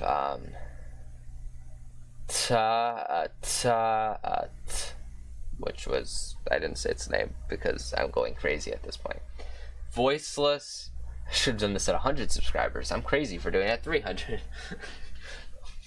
It's the voiceless dental or dentialveolar aspirated plosive consonant. Next we have R with a retroflex hook. This one's actually kind of hard to do, but I've kind of gotten it down at this point, maybe. So this one is, of course, the voiced retroflex tap/flap consonant. And is the ra. Or is it ra? Something like that. It's very tricky because you have to fling your tongue at the retroflex region. It's complicated. That's how I figured out how to do it anyway. Maybe I'm wrong. Could be wrong. Now we have the ejective bilabial plosive consonant. Of course. We have the last one of the page. Another interesting things. Now we're getting to the kind of less nice versions of all the regular vowels, where we start flipping the voicings. Of course, that already started over here, but now we're on this one. It's actually kind of backwards, which is interesting. But this is the front close rounded vowel, which is oo. There you go. Let's go to the next page. We're finally on page 2. This is 101, and this is where we get to the part where we have our first notation that I have no idea what it is. I'm going to take this to mean dentialveolar specifically.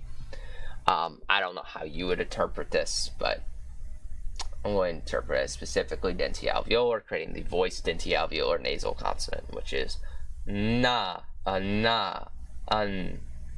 which if you can distinguish that, then I'm not promising money, but you know, that's props to you if you can distinguish that and the other two in any way, shape, or form. Now we have ev, which good old classic. It's fairly rare. Over here we're gonna get below 5 finally, but anyway, 5%. I mean, yeah, it's in English, so we're used to it. English speakers are used to it, but it's actually fairly rare over at the board. And this is and it's of course the voiced dental fricative consonant or non-sibilant fricative consonant. In this case, you might want to specify it. Up to you. This is the ejective alveolar plosive consonant. So,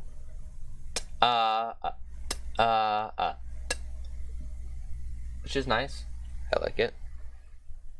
Now we have, I think this is the voiced uvular fricative consonant, a inverted, small capital inverted R.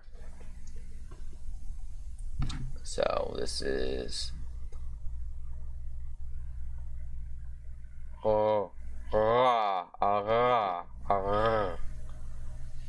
which is interesting.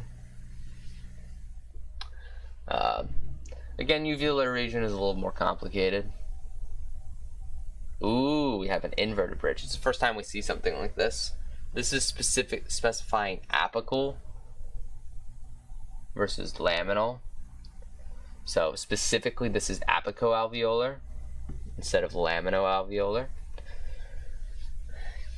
So this is the voiced apicoalveolar nasal consonant being na,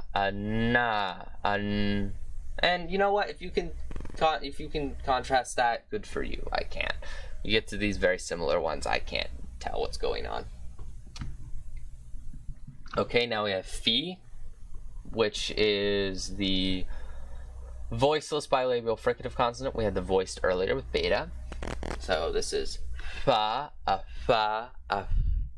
which is like blowing on your food sound. If you do it more fortis, I guess.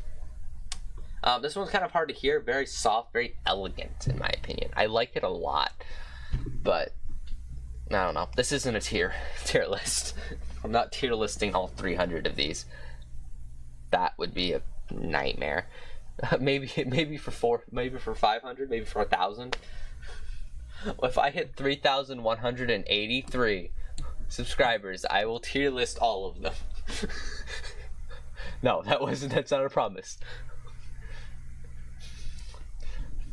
Maybe. If I'm desperate, you guys convince me, maybe I'll do it. But that's a lot to tier list. Maybe I'll just tier list the first 300 or all my videos. Maybe. Okay, again, we're gonna do we're gonna assume this means denti-alveolar specifically. So this would be the voiceless denti-alveolar plosive consonant. This was the nasal, voice nasal. This was the voiceless plosive. Da, a da, a. There you go. Our first lateral fricative here. This is the voiceless in water.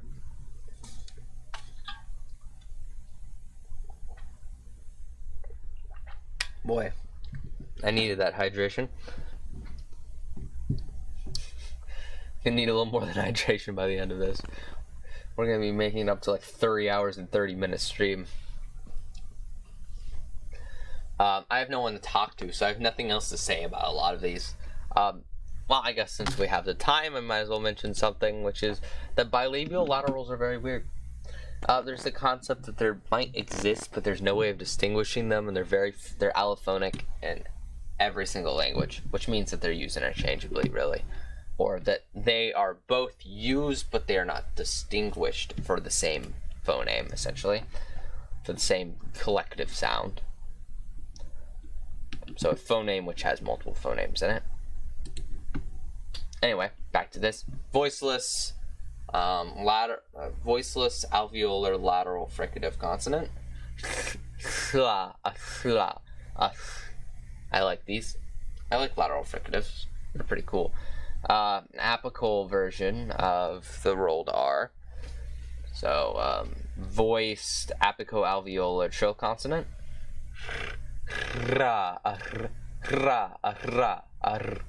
Which I don't know if I was doing laminal, to be honest, earlier. Who knows? Now we finally get to the palatal lateral approximant. So the voiced palatal lateral approximant consonant, which is la, ala, al. This was actually my first conlang, and I didn't really know it was. That conlang had some really weird romanizations, and this was romanized as L.A., I believe. Not to confuse with Los Angeles. So, that's fun. We're on to another tone. We finally hit another tone. How fun and interesting. Everyone's going to want to be here for these tones that I've said. So this is I guess. I don't know how to do tones. I'll be honest with you, I don't know how to do tones. So that's how I'm gonna do it. I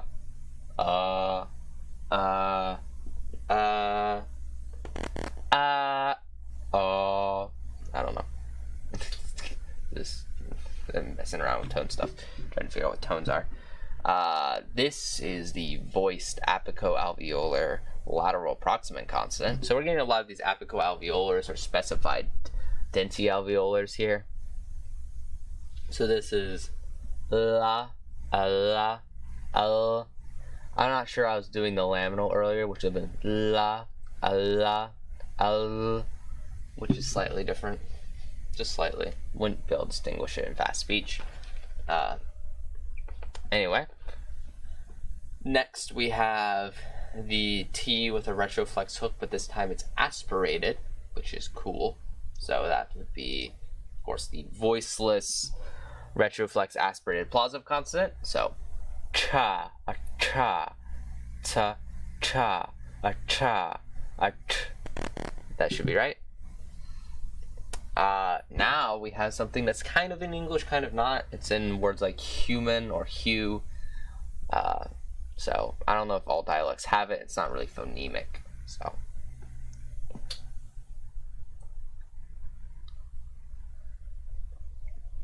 Anyway, so this is the voiceless palatal fricative consonant, non-sibilant fricative consonant. You may want to specify because some people take the alveolo-palatal sibilant fricative as the sibilant palatal fricative. That's a jumble of words, but I hope you understand. So this is ha, a ha, a. There you go. Nice. Feels like we're getting nowhere. Help.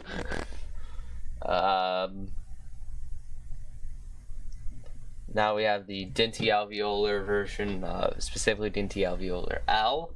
So the voiced dentalveolar lateral proximant consonant, which means the others were probably supposed to be dental, and I kind of did them as dentals, so I'm fine with that.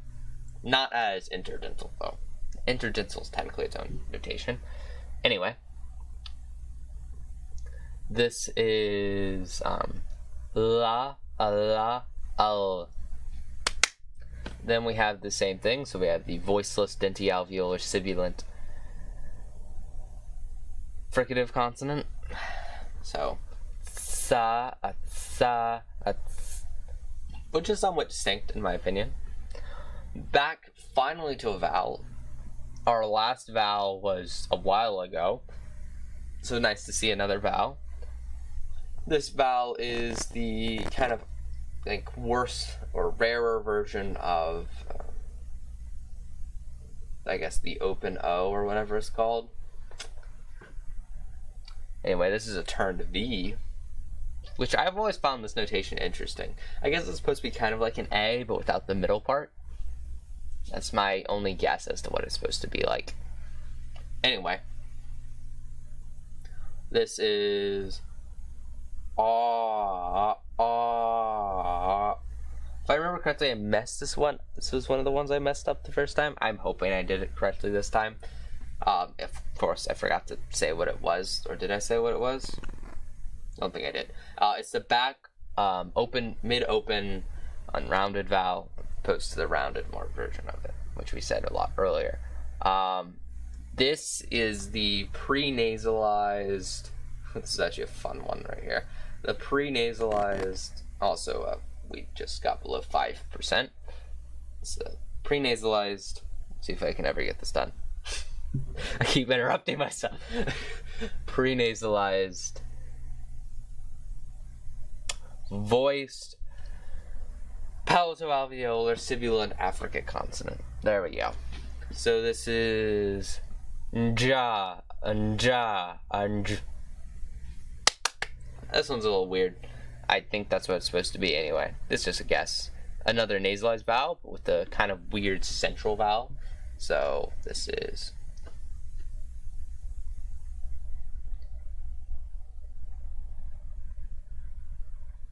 I think that's good. I think that does it justice. Next, we're on to another ejective affricate, which we did another one earlier. So this is the ejective alveolar sibilant affricate consonant. So it's there you go. I think that one's pretty easy. Of course, I think ejectives are interesting because they have this little marker, this type of marker for them, unlike a lot of other ones. Anyway, next we have the I assume this is supposed to be dental S then, so it's the voiceless dental sibilant fricative consonant, which therefore, you know, you're creating contrast with something like the other one, which is the non-sibilant one. So this is which actually the non-sibilant one's interdental, to keep in mind. This one's actually hard. That one's kind of weird. Kind of sounds like a speech impediment. Ooh, this is interesting. It's a palatal affricate. This is actually branching out to affricates more, which we haven't branched into very much. So this is the voiceless, palatal, non-sibilant affricate consonant, which is, actually I think this is the first non-sibilant affricate as well. So this is kya, a kya, a k, kya, a kya, a k. I think that's right. Next one is the voiced labialized velar nasal consonant. Another one of these labialized velars, which are shockingly common actually. Or labialized eng, if you want to call it that. So this is no,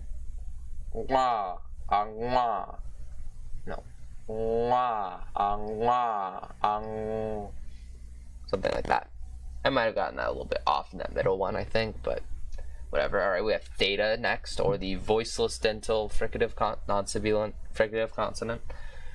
So, and this is technically interdental. As I said earlier, I didn't specify this, but in English at least it's interdental normally, and not especially dental. But again, a lot of names don't specify the active articulator, so it'd still be dental. Anyway, this is which is normal for some English speakers, but not very common over the board. Next, we have the voiceless alveolo-palatal affricate consonant, technically with an alveolar T. So this is the alveolar plosive sibilant affricate consonant. I think I got it right. I don't know. But a lot of times you see these as the same position. This one's technically not quite the same. So I think that's important to note. And I'm going to say it like it's written, not like how I would do it with the both out being alveolo-palatal. So this is tcha, tcha, right? Tcha, cha, cha, cha, ch. There we go, something like that. Took me a second. This is another tone. I'm going to try to do the tone as I tried to do all the other tones.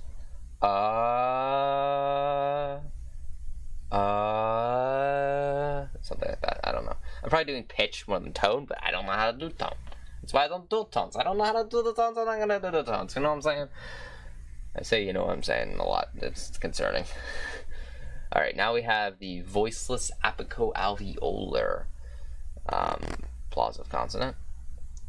So this would be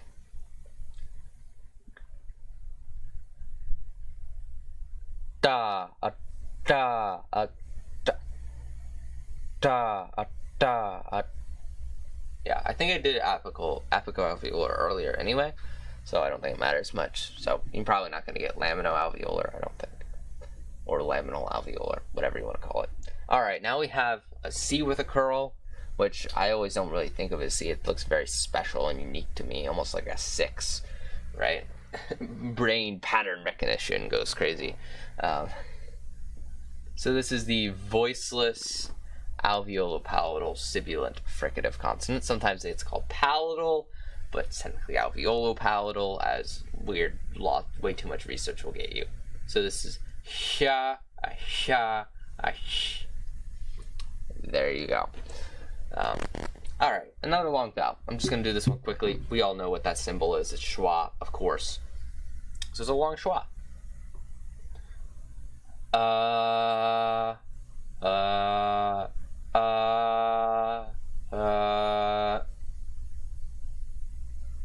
There you go.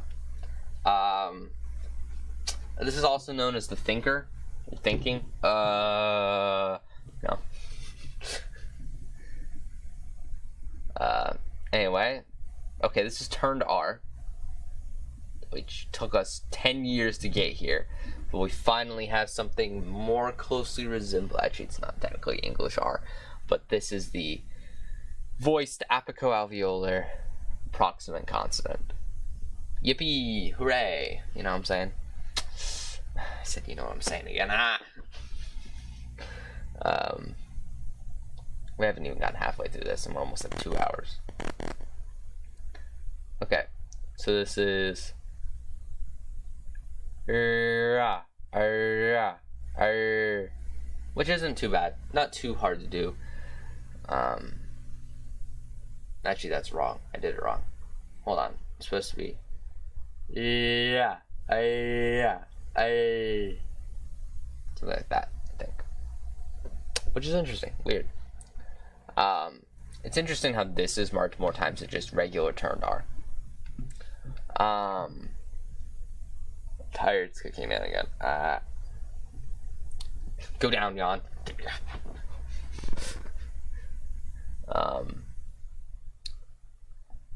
This is another affricate. It's a voiced version of what we had earlier, right here. This is the voiced palatal non-sibilant affricate consonant. Non-sibilant might be important to note in this type of case. So we have ja, ja, I think is good. I think that's a good representation of it. Now we have the breathy voiced glottal fricative consonant, which this is once again getting into the weird behaviors of glottal consonants, which is that they're all technically kind of voices in their own right. So they start creating these weird voice discrepancies where you're like, well, why do you do that? So, you know, I have to remember how to do breathy voice. So it's like, I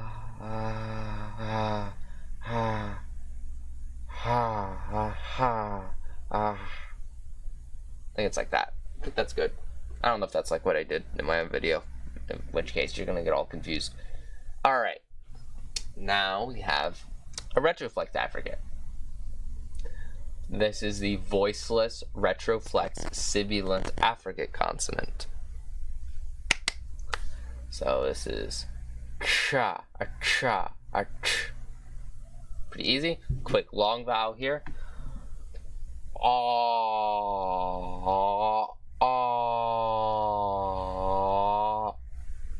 think that's alright. I don't know if it was long enough. Might not have been long enough. I don't know.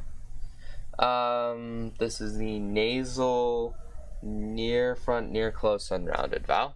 So we did this a little while ago, but now it's nasal. And then immediately after it is the long version, which means that only 2 languages with this, I'm assuming these overlap directly. Everyone that's in this is in this probably. So that means only 2 of these languages with this in it don't have this. Is what I'm getting out of that. It's what I'm picking up.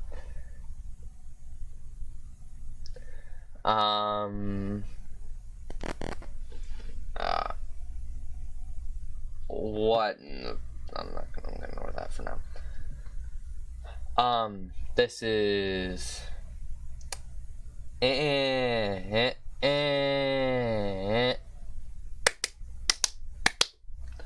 nice, very nice. I don't know what to say.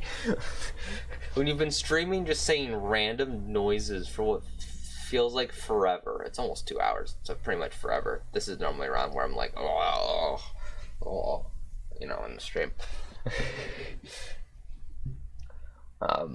When without many people chatting at this point, it gets difficult to keep going. All right, now we do the long vowel version, which I don't know if this is necessary, but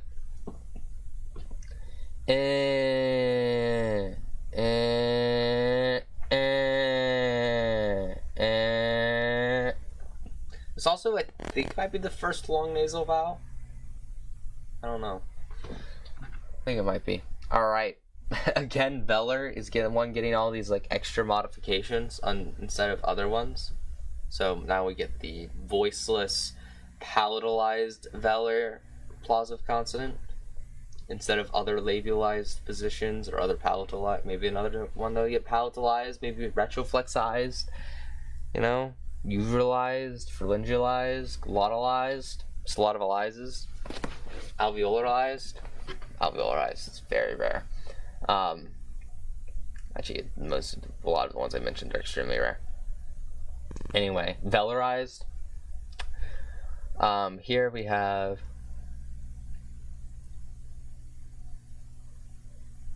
ka, a ka, a. I think it's something like that.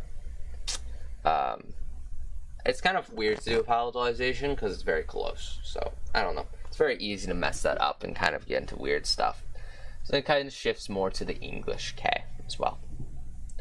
Anyway, next is the long version of our nasal U. I don't know why I'm doing these long vowels. They're just adding time, a lot of time, despite the fact that they're not really important, in my opinion, to do. But this one I will do because it's interesting. But these are boring. With my format, they're boring and don't really have much point, in my opinion. So this is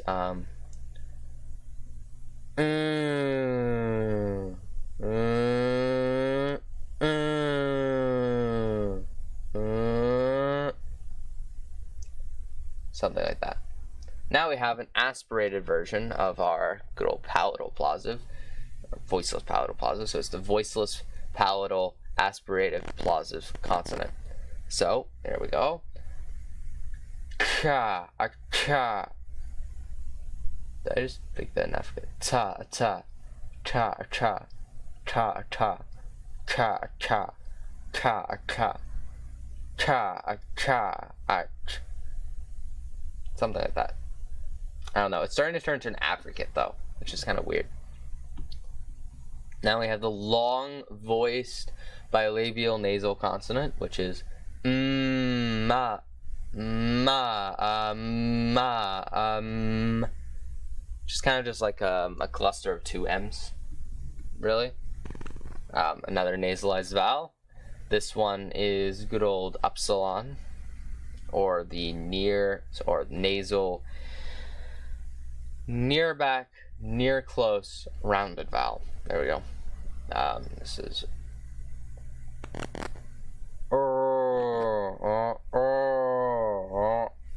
something like that. Now this one's gonna be really hard. This is the pre-nasalized, I'm gonna just say it's pre-nasalized. The pre-nasalized voiced labial velar plosive consonant. Fun. So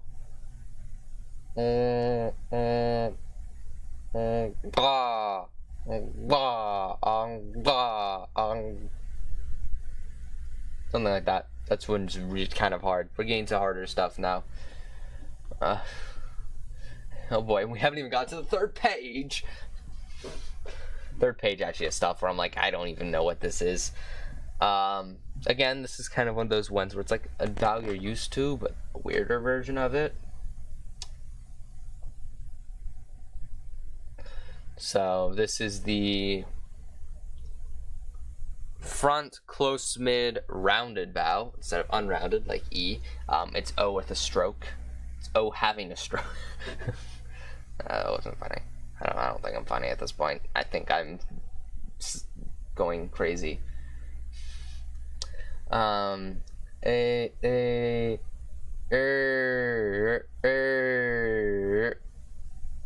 that's good.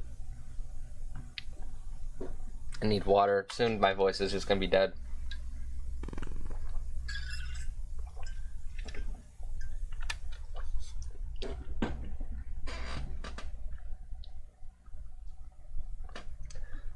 Next we have N. Long voiced alveolar nasal consonant. Woo, my brain is starting to fail. I don't know how people stream for long times. I can't do it. Or, well, I can, it just doesn't end well. There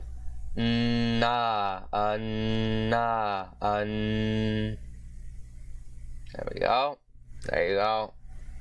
We did it together. I did nasal swap anyway. Next we have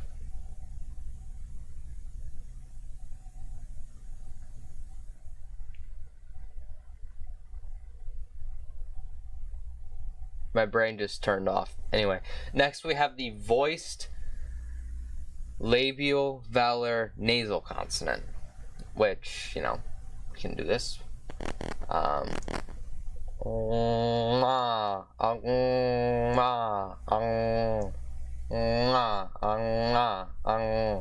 Which just like the other labial velars. It's kind of weird. This is specifically dentalveolar, I've guessed. So this is the voiced dentalveolar plosive consonant. So, da, a da, a. That should be good. Next, we have Z with a retroflex hook. And that is, of course, if you couldn't guess, the voiced retroflex sibilant fricative consonant, which is ja, ja, There you go. Now we have nasalized schwa, or nasal schwa, which is I haven't had anything to talk about for a while. Let's go on a rant. Reduced vowels. Let's talk about reduced vowels, you know?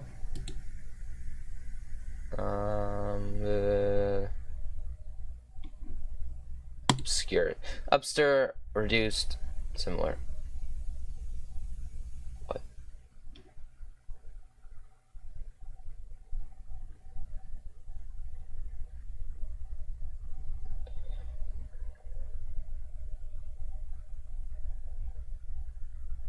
What? Central vowel. Then when I clicked,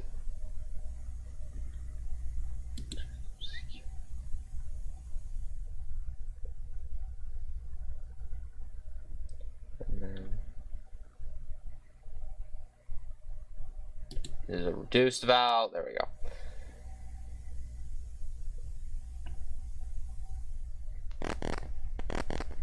All right, so there's four-ish, and no one ever talks about these vowels. They're big sleepers.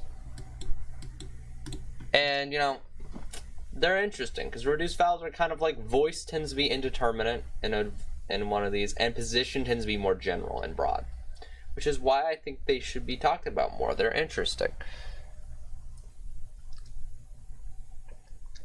Any of various changes in the acoustic quality of vowels as a result of changes in stress, sonority, duration, loudness, articulation, or position in the word, and which are perceived as weakening, most often makes the vowel shorter as well. Vowels which may be called reduced or weak. In contrast, unreduced vowel may be described as full or strong. Anyway, so you have a shwi, which I've done a video on shwi. You want to go watch that as well. So yeah, people try to describe the other shwo. This one's shwo, shwi, shwo, schwa, schwa with two A's. Shwe. This should be shwe and this should be schwa. Anyway.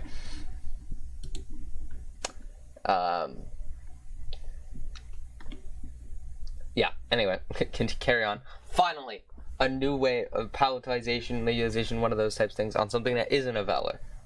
I've been waiting for this moment. Voiceless, palatalized alveolar plosive consonant. This is complicated. Let me see. Da, a da, a. That's it. Da, a da, a da, a da, a. I guess it's different. We have our first diphthong.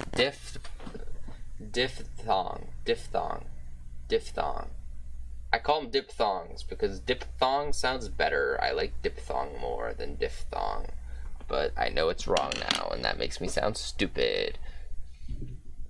I wouldn't describe this as this is normally not actually this. For I, it's normally not described with the actual E symbol. I.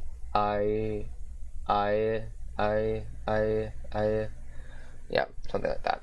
Anyway, so this is the. I don't know how to describe these actually.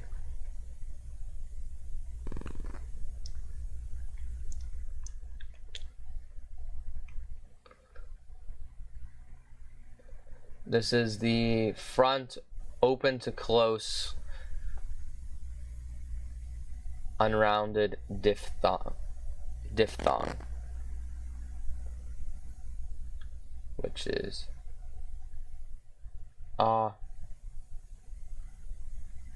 I.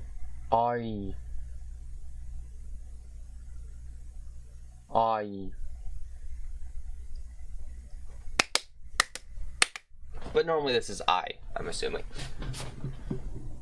Anyway, next we have this. I don't know what to call it. The ligature OE. I don't know what else to call it. We're at the 2-hour mark. We haven't finished this. 2 hours and 30 minutes maybe. When we get done. Anyway, so this is, let's see, forgot. So ligature, small ligature OE is, I forgot honestly which one that was. Let's go back for my tangent.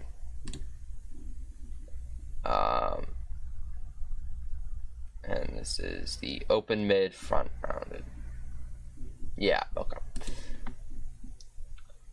So since this is the open, I did it backwards. Okay, I've been doing it backwards this entire video. That's concerning. Open mid, front open mid, rounded vowel. I'm keeping to my system. Okay, I'm sticking with it.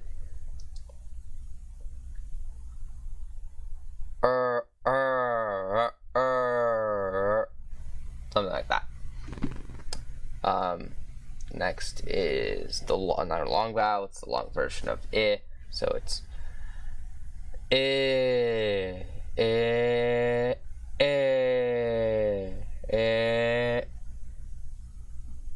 Next we have the long version of the central thing. That one central vowel. You know what that central vowel? The I with the last slash through it. This is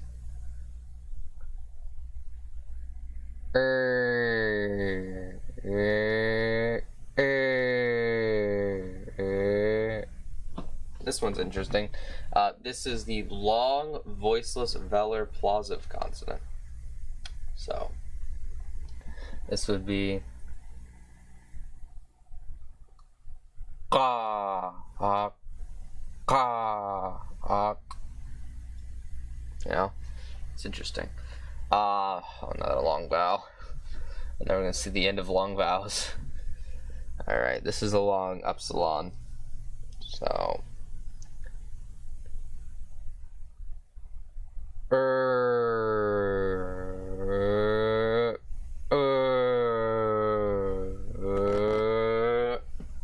something like that. Next we have, I'm just speeding through these now. Deja vu, I've been in this place before, ran through the streets, hasn't ever before. I think it's actually like never before, whatever. Hair. So this is the voiced alveolar lateral proximant, I think. Yep, long voiced lateral proximant. La, la, I say this apical for some reason. So, I don't know. Wow, we've been on 3% for the last 5 years, it feels like. Anyway, so this is an ejective labialized velar plosive consonant. So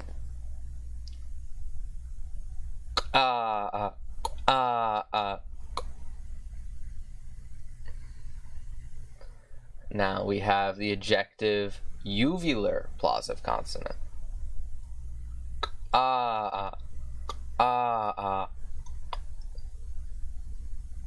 Okay. I think I got that right. Now we have ram's horn, which no one actually knows that this is called ram's horn.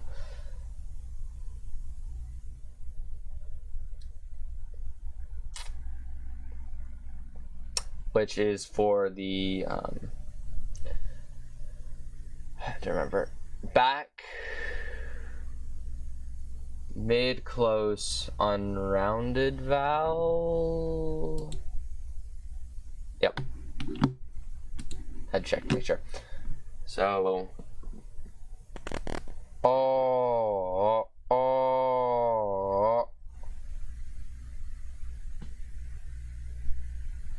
yep.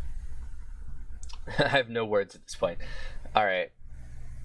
As predicted, I would have nothing to say at a certain point, and I would just be smashing through these, trying to make it through it. I'm like Mr. Beast here. I'm reading the whole dictionary. I would not go through all of these. I'd be dead by the end of it. Anyway, now we have the voiced palatalized velar plosive consonant. We did the voiceless earlier. And we've done the ejective.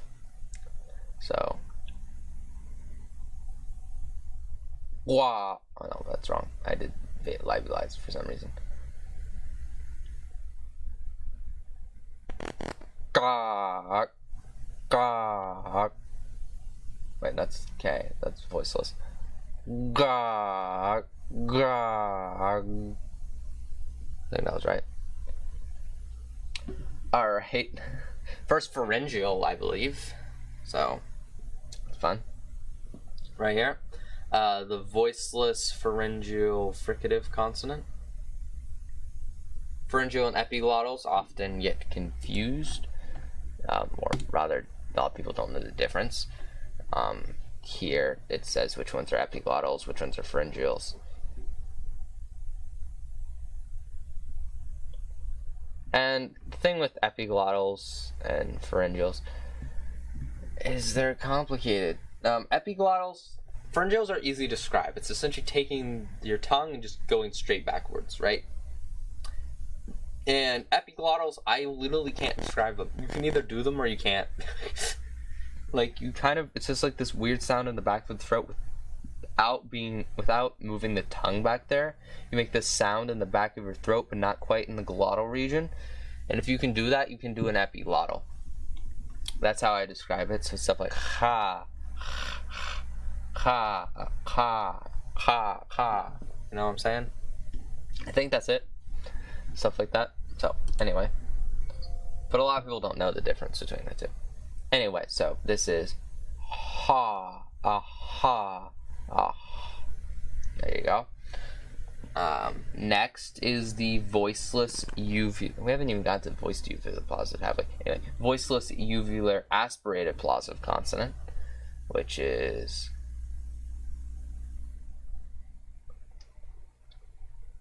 I forgot where uvular was. Hold on. Ka, ka, ka. Is that it? I don't know if that's aspirated though. Ka, ka, something like that. All right, now we have the long. I'm looking for that. The long nasalized. Actually, that's fine. Long nasalized A. I don't see the purpose in this one, but we're gonna go with it. That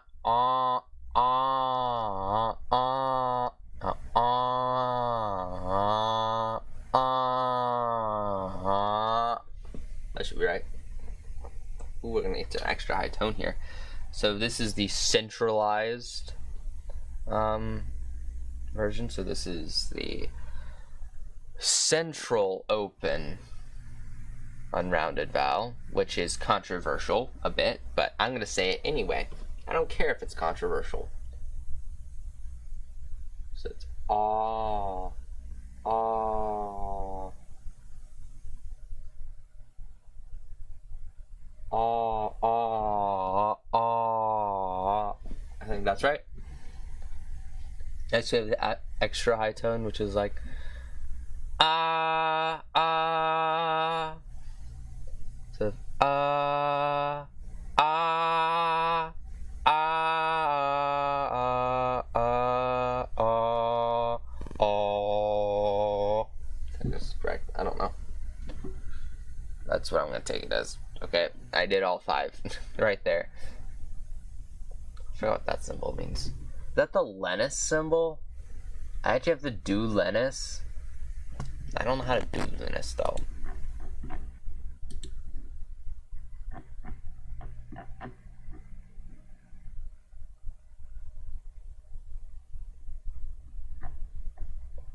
fact that it's not here means it's probably the Linux symbol.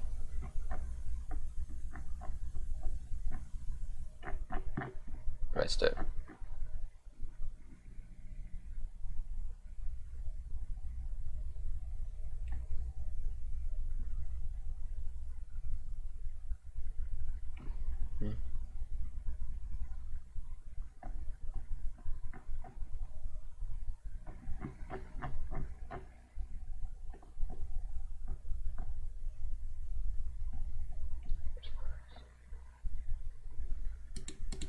I don't think it's on here, is it?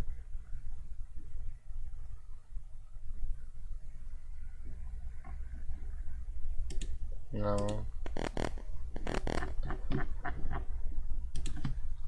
Linus.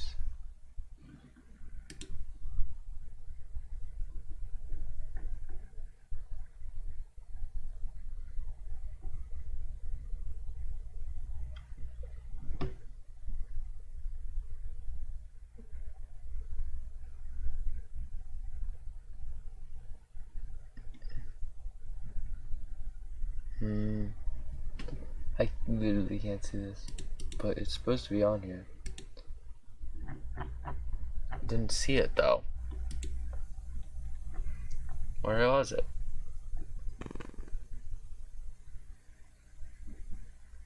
Oh, okay. Weak articulation, not necessarily nice. Okay, yeah, it is. That's what I thought.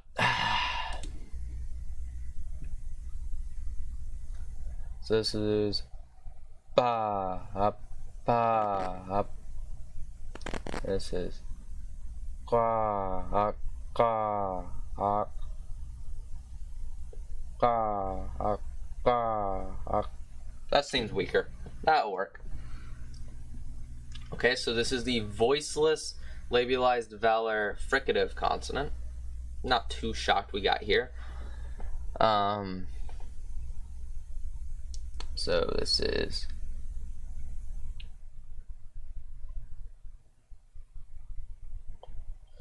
hua, a hua, a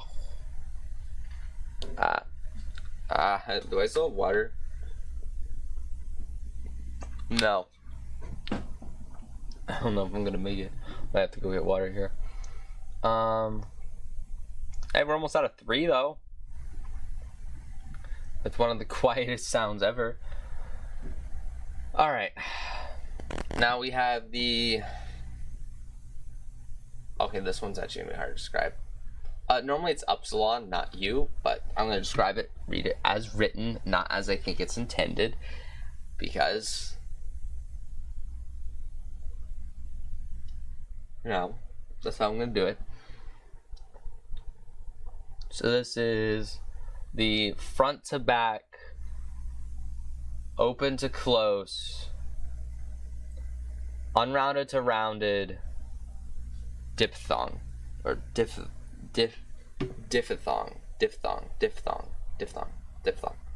I'm gonna say it 5 times, a million times.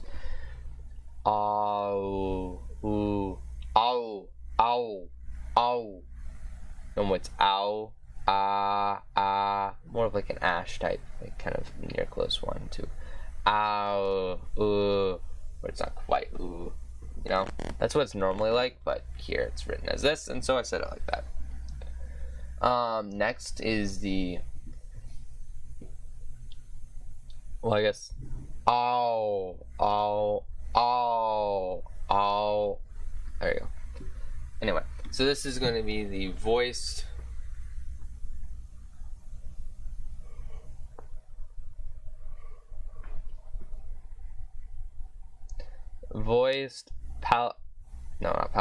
alveolo-palatal sibilant affricate consonant,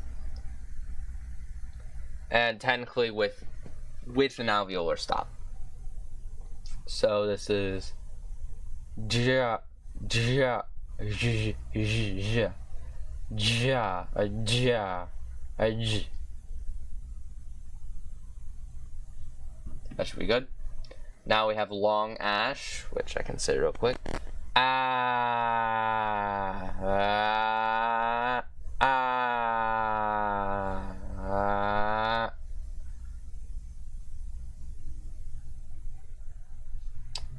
And now, finally at 2%. Finally. We're still on the second page, though. I'm never getting to the end of this. Ever. I'm never seeing the end. It's going to be 3 hours and 45 minutes, isn't it? Roughly. Oh, boy. This is the voiceless bilabial nasal consonant, which is...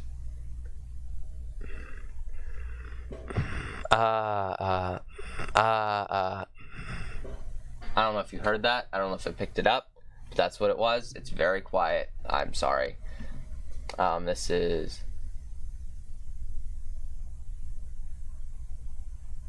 Well, of course, I need to say its name first. This is the central near open unrounded vowel, or reduced vowel. Technically, it's also a reduced vowel or obscure vowel. Besides that, we could also call it a weak vowel. There's a lot of names for them.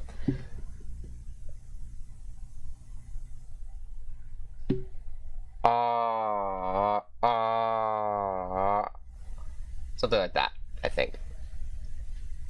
Now we have the voiced alveolo-palatal sibilant fricative consonant. Ja, ja, there you go. All right. Now we've reached the voiceless alveolar lateral approximant consonant. Something that's kind of argued, something kind of controversial, whether or not it exists or not. Actually, I can probably go find this controversy on Wikipedia.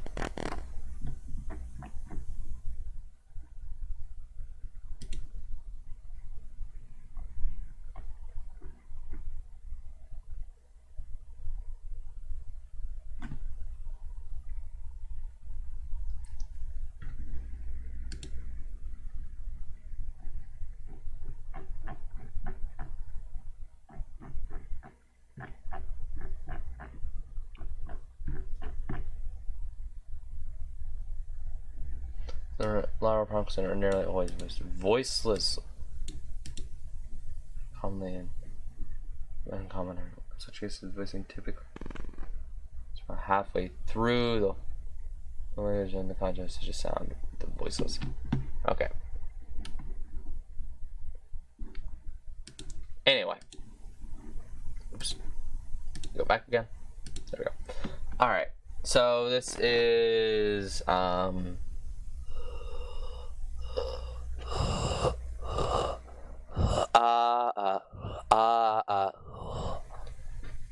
I don't know how to make it louder. I'm gonna destroy my voice trying to make it louder. Yeah, I don't know what to say. These types, when you turn a sonorant voiceless, it tends to be very quiet. Some of the quietest sounds. While obstruents are louder, no matter what. If I didn't forget a terminology that I rarely have to use at this point in my life. Alright. Now we've hit long S, which is the long voiceless alveolar sibilant fricative consonant.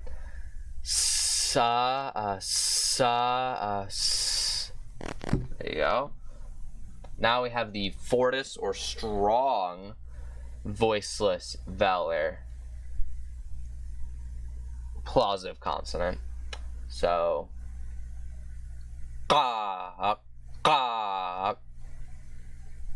you can feel how strong that is.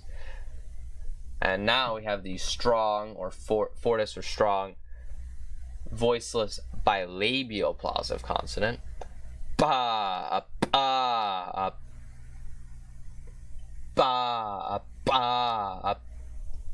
And of course, when you get to the unreleased one, it's very hard to be strong with it, you know? Because they don't really release any sound at all. This is the nasal version of the mid-O, I guess you could call it.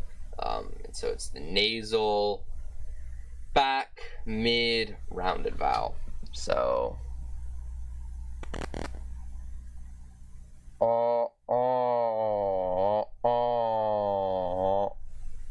There you go. Now we have the palatalized bilabial, with voiced by palatalized bilabial nasal consonant. I don't know if we was it. I think it was alveolar earlier that also had the palatalization besides just velar, which is all over the place apparently, where you get velar with labialization, palatalization, stuff like that. So this is there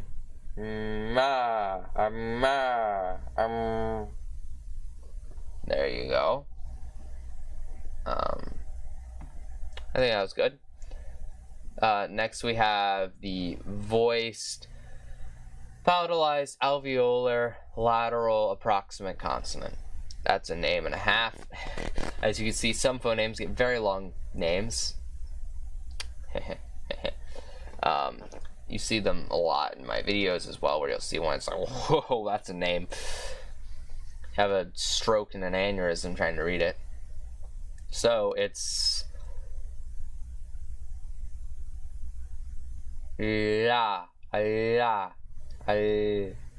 something like that, I think. It's good. Now, finally, after a million years, we have another IPA symbol that took forever. Actually, not a million years, but this one took a while to get to. A lot of these, we're now getting to the weird symbols. This one is the voiced labiodental approximant consonant, which is cool, interesting, unique. Pretty much just sounds like W. No one can hear the difference. So this is wa, wa, There you go. Now we have the voiceless palatalized bilabial plosive consonant, which is, yeah, we got another one, There's so many sounds. It's going to take us forever. We're 2 hours into this and only on the second page. Which means, we're almost done with the second page. We're getting close to the bottom, which means it's probably going to be 3 hours and 45 minutes is what I'm predicting for this entire thing, which is pain and suffering.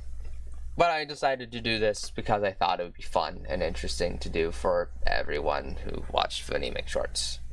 Although, only one person that I know of has showed up and spoke. Otherwise, I haven't seen anything. Anyway, so this is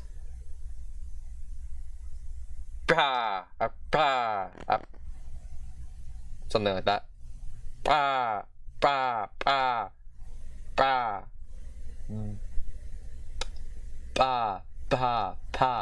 Wait, I can't say it for some reason. Da, ba, ba, ba, ba.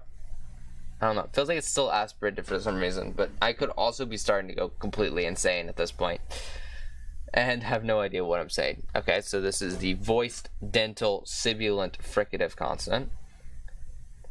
Z, not to be confused with the non-sibilant version, which is actually interdental. Whatever. Za, za, z. Those are always weird. Kind of sound strange. Za. I don't know.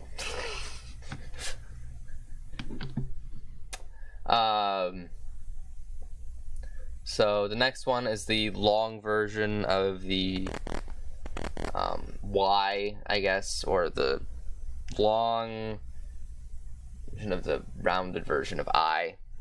I don't know what you want to call it. I don't care about the long vowels much at this point, because long vowels are very boring in this format and aren't very interesting. Ooh, ooh, ooh, ooh. See how boring that was? Next we have M, or labialized M. I'm stroking. I cannot stay sane. Anyway, oh yeah, okay. So when you labialize a labial, it tends to mean that you kind of, what I respond to this is, instead of going like, it's like, you know what I'm saying? Like, you kind of make it more labial somehow. So this is the voiced labialized bilabial nasal consonant. which is ma, which is only slightly different than ma, So at this point, we're getting to very small distinctions. Just want to show the fact we're almost at the end. And on to page 3.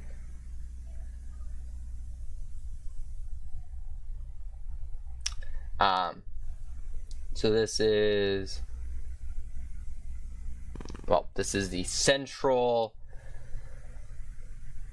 close rounded vowel, and that is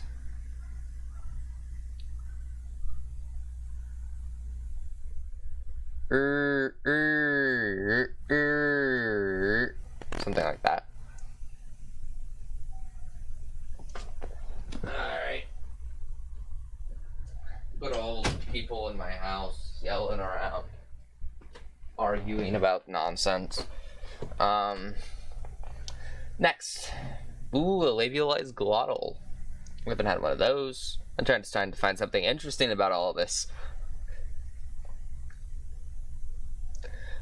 This is the voiceless labialized glottal fricative consonant, which is hua, a hua, a hua. There you go. Kind of creates a whistly sound, I guess.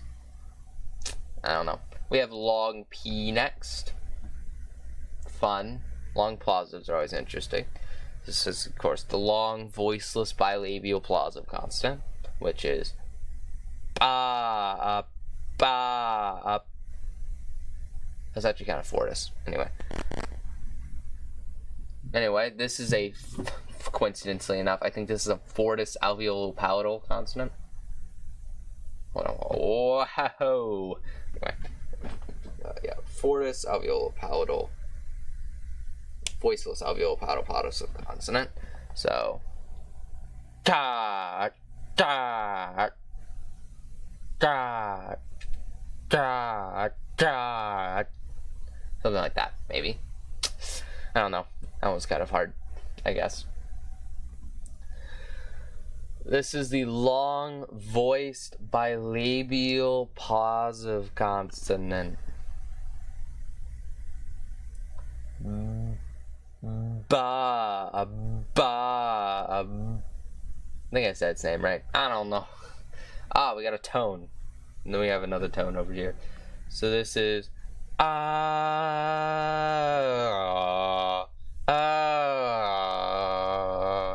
something like that, maybe. I don't know. Ooh, we get the velar approximant, the voice velar approximant consonant, which is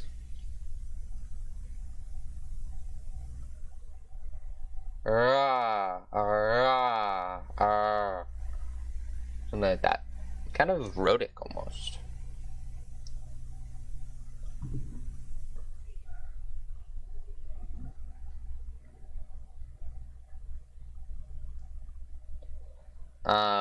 This is the Lennis version, or weak version, of the voiceless alveolo-palatal plosive consonant, which is cha, cha, cha, cha, cha. Why does it always want to aspirate? Like, that one's really hard to make it sound right, but I don't know. I don't know if it's right or not. Those ones are weird. This is the voiced palatalized alveolar plosive consonant, which is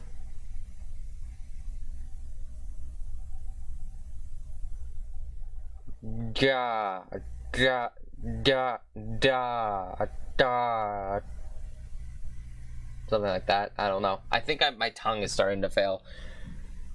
I'm gonna have to eat dinner at some point here too, before I can finish.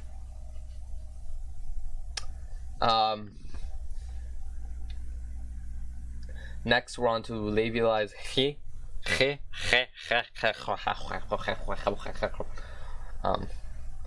labialized. So the voiceless labialized uvular fricative consonant. There we go. Got it out eventually. Which is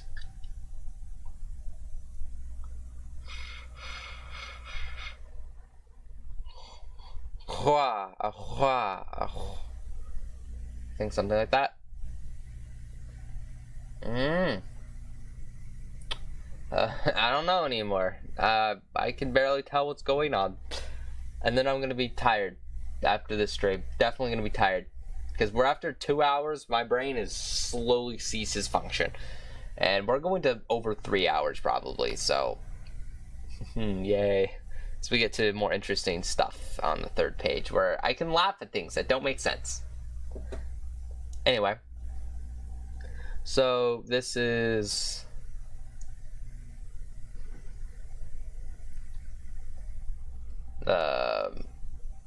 the voiceless, labialized velar, aspirated plosive consonant. Kind of a long name. Well, let's, I guess just do it.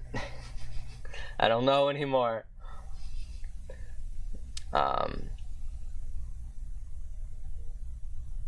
Qua, a qua, a qua. It's nice, it's very nice. Qua, a qua, a qua. I think I'm saying it wrong anyway, but... Oh, no, this tone, the extra low tone. Oh, I didn't say the tones' names. Whatever, you saw what the tone looked like, probably. If you can't see, well, bless your heart. I mean, I don't know what to say.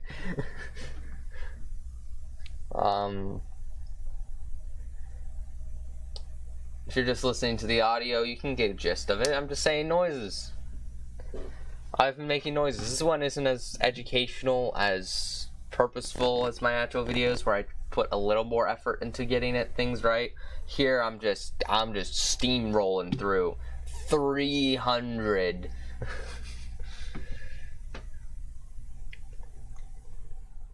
Anyway, next one is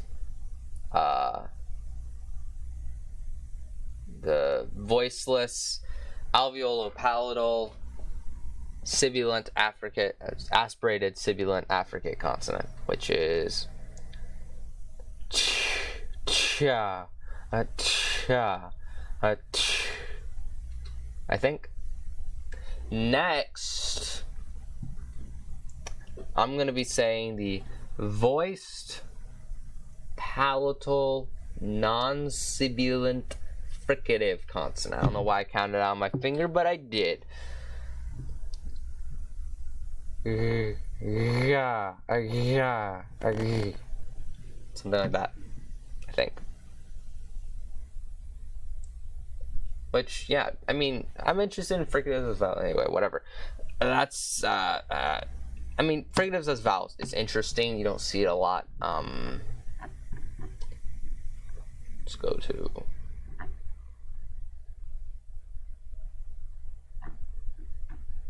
Let's go, where's sibilant at? You don't see it very often. All of the consonants, sonorants, however, the only time in English is in onomatopoeia.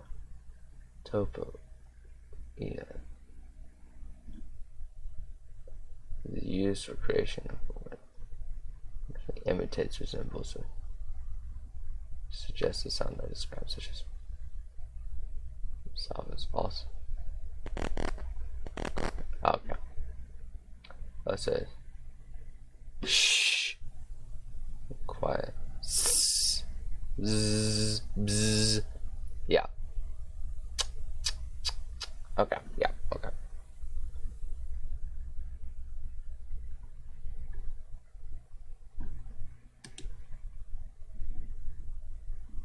Okay, whatever. But you can see syllable fricatives are interesting, as they can kind of create fricative vowels, which I think are an interesting topic. I just wanted to bring that up.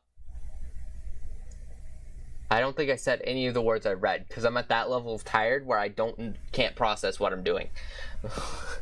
Anyway, where were we? Okay, yeah. Okay, we just did that. Okay, page 3, baby!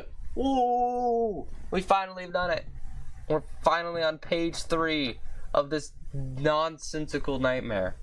Oh, goodness.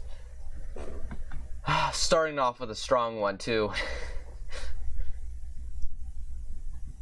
And I don't even think these 3 pages cover all of the IPA. Like all the IPA symbols. Like I think there's still some that are even rarer.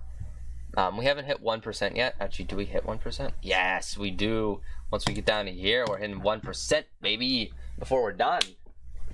I forgot though. Before we get started, I just want to check something. Does it ever? Okay, it does hit 0%, but we're not hitting 0% today.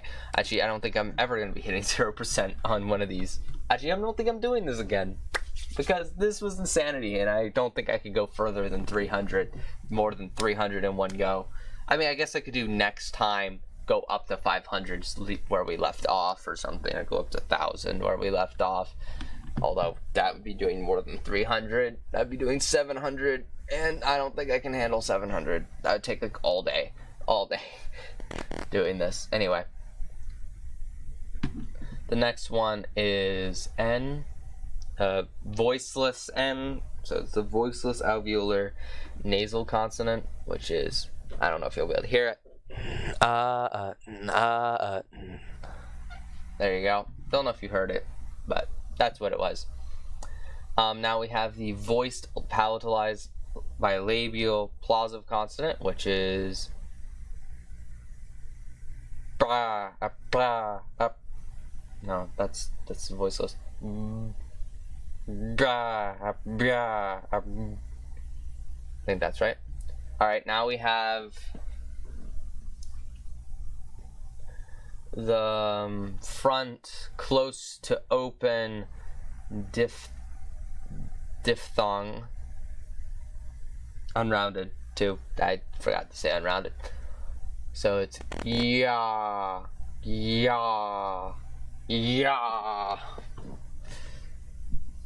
That's funny sounding. It's probably yeah. I don't know. I'm trying to say this. Yeah. I don't know. Kia. I guess stuff like that, maybe. So what it's for? Okay, now we have the voiced alveolar. Woo. My body is recoiling. The voiced alveolar approximant consonant, which is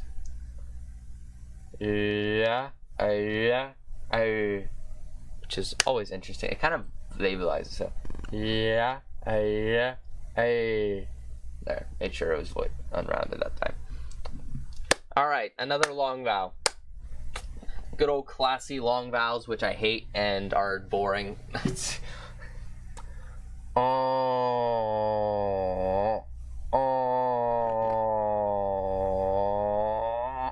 messed it up a bit, but I don't care. We're steamrolling through.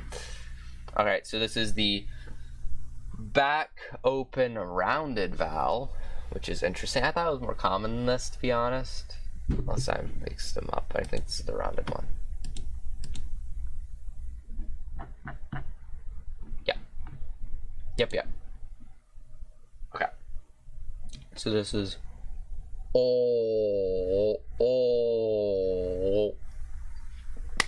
cool. I'm just happy to begin through it at this point. I want to get this done and say, woo, I did it. I said 300.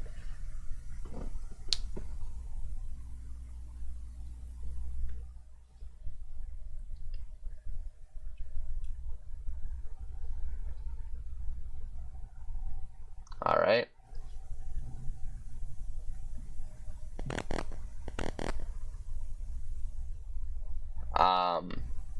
Next we have the long G, which is the long voiced velar plosive consonant, which is ga.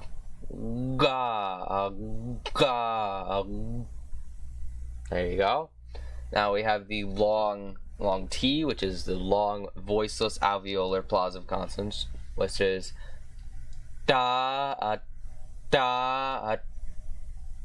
something like that. Now we have an interesting one, because it's not quite what I'd expect notation to be. I'm going to assume this is the pre-nasalized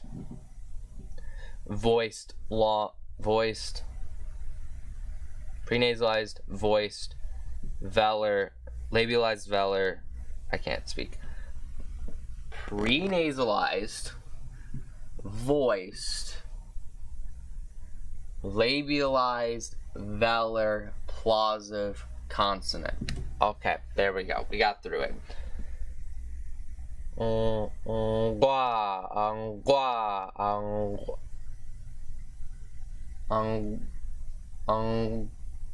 That's how it's written. Anyway, we're now on to the voiceless dental sibilant affricate consonant, which is ahem, tsa, a tsa, a ts. Cool. Next we have the. I'm just going, I guess. Next we have the back to front, close to open, rounded to unrounded, diphthong. Diphthong sounds so wrong. I want to say diphthong. Diphthong is what I'm used to saying because I was incorrect for too long. Wah, wah, wah, wah, wah, wah, wah, wah. I just said wah a lot of times because it doesn't really make sense to do the normal vowel format. It's like wah.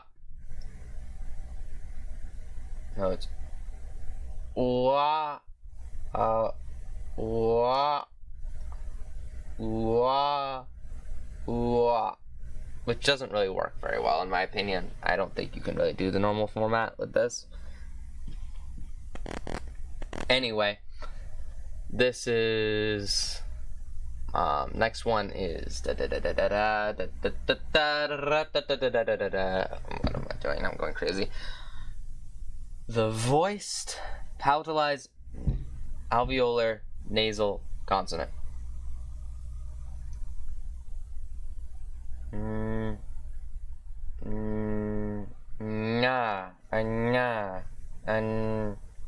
Another one of those I'm very annoying, aren't I? Type sounds. But it's not horrible. It's probably one of the better. Alright, first breathy, well, besides the breathy voice, glottal fricative, but first breathy voice consonant besides that. This is the breathy voice bilabial plosive consonant, which is shocking to see here. B, b, b, b, b, b, b. I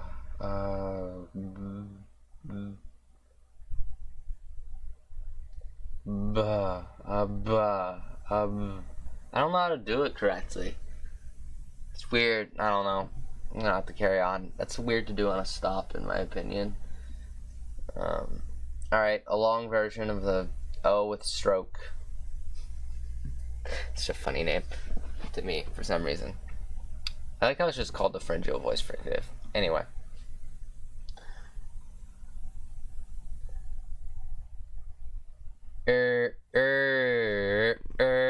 No.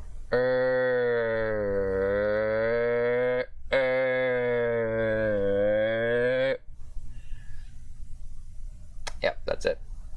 Very annoying. Because long vowel. Anyway, this is the voice pharyngeal fricative. So, consonant. So,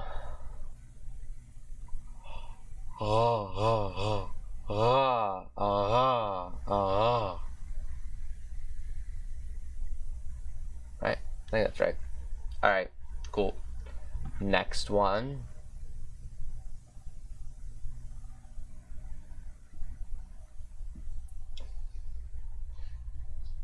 These are getting a bit insane at this point.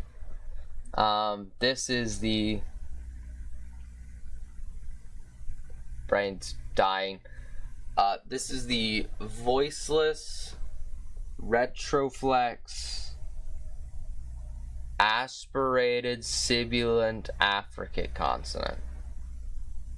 I think. Yeah, it is. Okay. My brain is just. Let my brain catch up, okay? Let my brain catch up. I'm fine. Don't worry about me. I'm fine.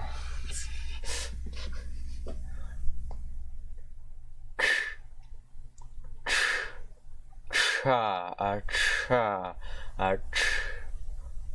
think that's good. Now we have the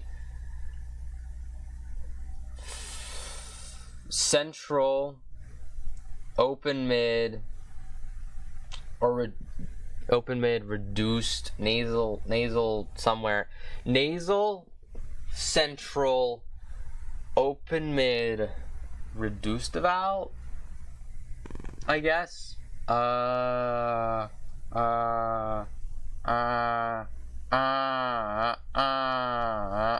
Sure, let's go with that. This is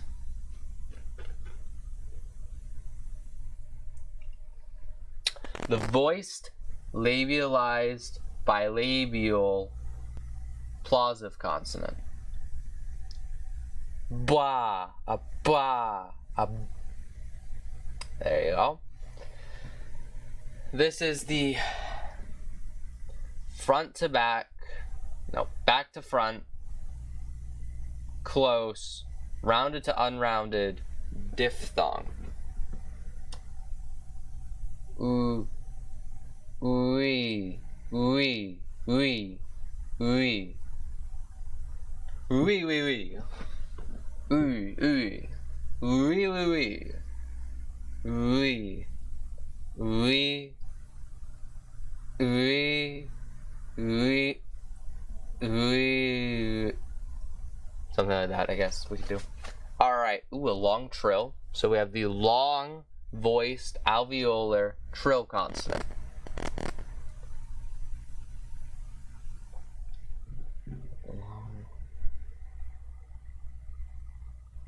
Ra, ra, r. Cool.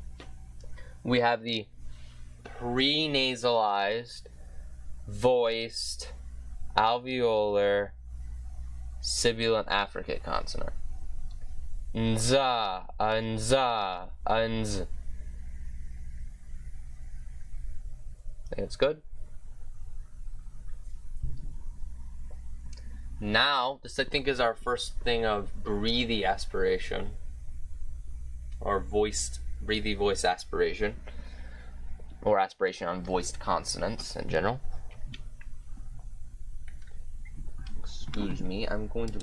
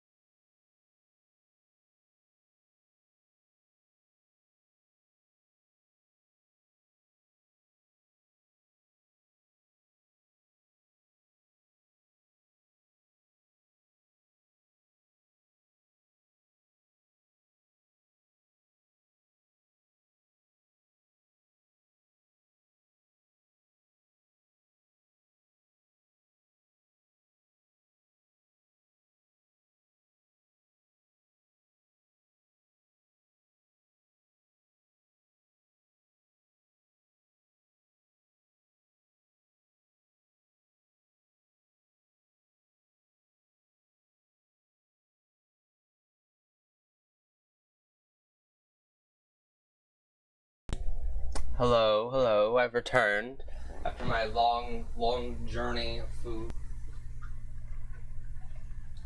To be honest, I was shocked anyone was here when I came back. Going to eat some sugar snack before returning to this adventure.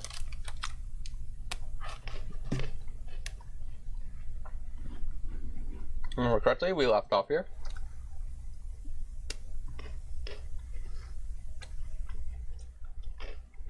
This should be interesting. No one followed while I was gone.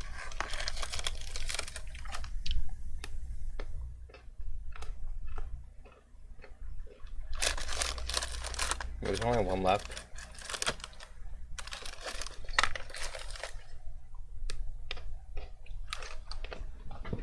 Chuck.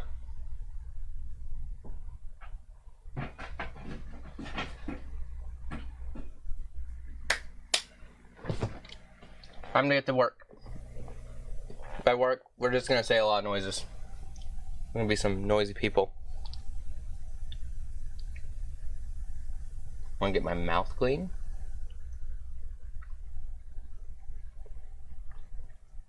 So it doesn't impede on my words, my sounds.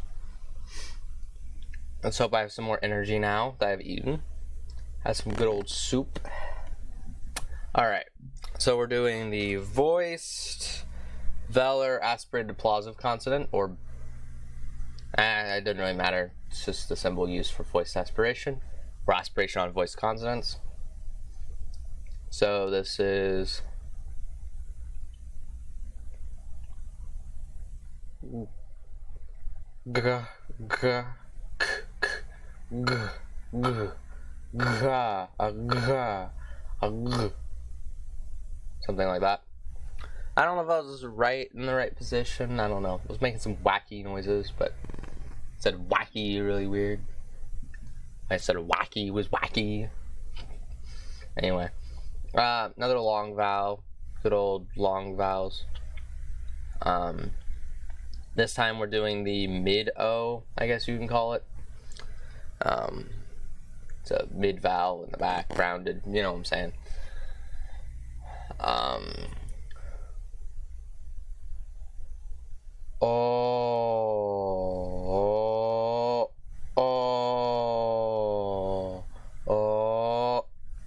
I hope that was mid. I don't know. I don't think the long vowels matter much because, well, they're kind of not interesting in the format, besides for just like regular vowels, but relatively longer. Anyway, we have a lenis or weak voiceless alveolar plosive consonant. So da da da da da. I think that's right. I like how they leave. They were able to be here while I wasn't here, but as soon as I show up, they leave. That makes sense, honestly. That's reasonable. We have a voiceless, palatalized, alveolar, sibilant fricative consonant, which is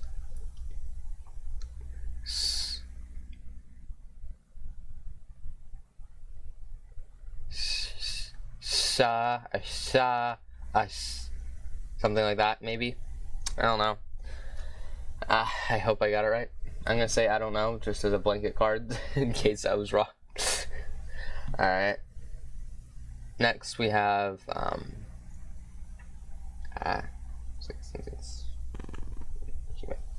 my upper neck, lower neck, I don't know. Itch. We have a voiceless, labialized bilabial plosive consonant. Mike Wazowski. I don't know why I did that voice. I am gone insane at this point. What is it? I was doing it. Is this texture bothering it? I don't know. I gotta just have to deal with it then. It's going to annoy me.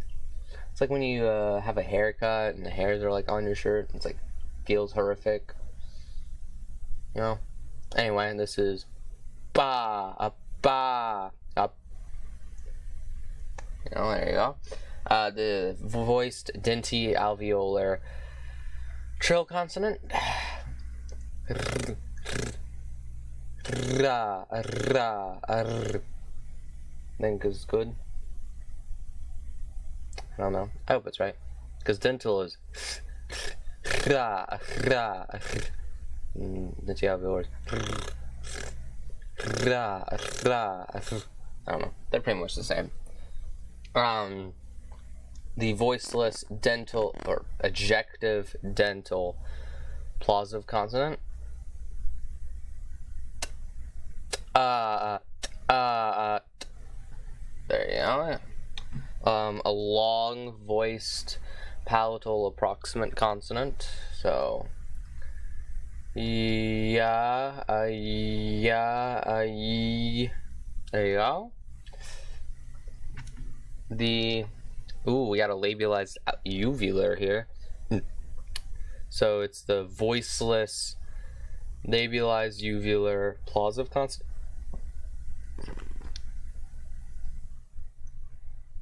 So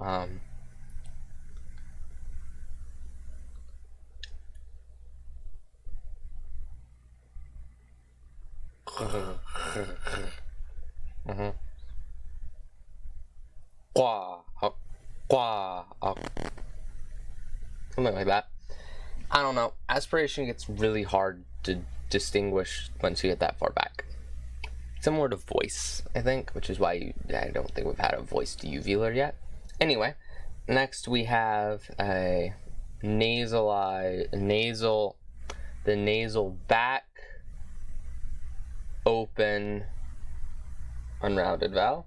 So that's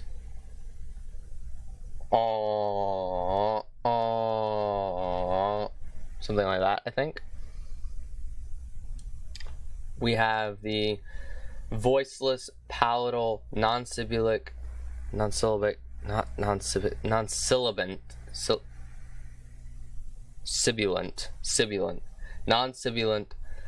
affricate consonant. Did I say aspirated? Aspirated is in there too. This is getting ridiculous.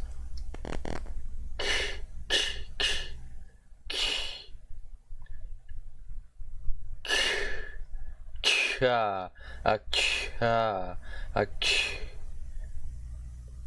you go. Now we have the nasal long E vowel thing.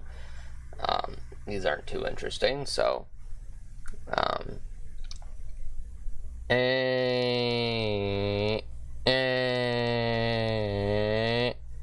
messed it up a bit, but you know what? Whatever. We still have not seen 1% yet, so many long vowels. It's getting kind of boring. Before it was already boring, but it's getting even worse boring. This is the voiceless denty alveolar aspirated plosive consonant. So there you go. Now we have the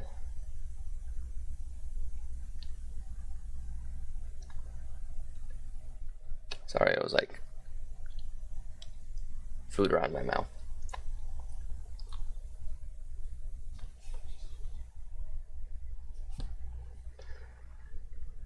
Ledge. I didn't know that was called ledge. Anyway.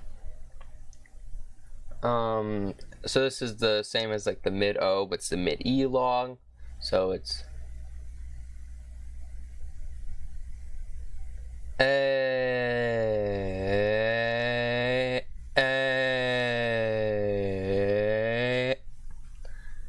you go. Now this one is the nasalized but long, so it's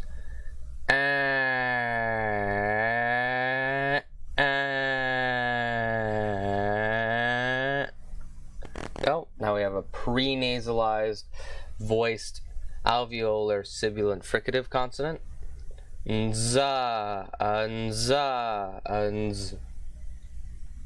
Now, I think this is the first voiced lateral fricative, so this is the voiced alveolar, I think it's alveolar. Yep. voiced alveolar lateral fricative consonant. Vla, vla, cool. Now we have the voice or prenasalized, voiced, or prenasal. I think there's something in my nose. That's not gonna be pleasant. Oh well. Sucked it into the back. It's not gonna be pleasant there, but whatever. The prenasal, voiced, labiodental fricative consonant. So this is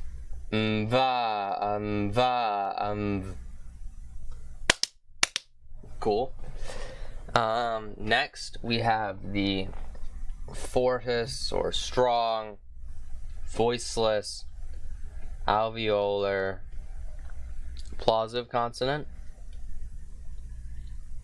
Da, da. There you go. Now we have the tone, extra low to extra high. I,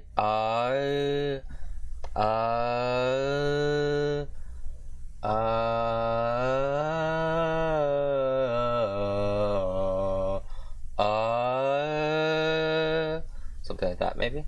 I don't know. I don't do tones. You can tell why I don't do tones on the channel if you ever watch me try to do tones. My body wants to kill. My body does not want to exist right now. The next one is the long esh, or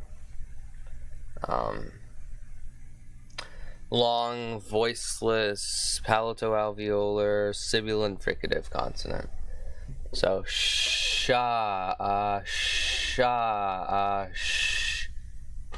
And now, lovely as it is, we have the this is the implosive, I believe.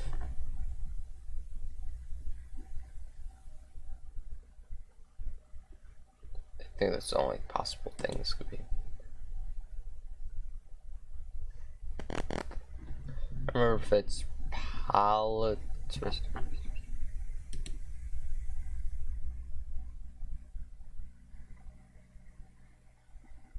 It is palatal.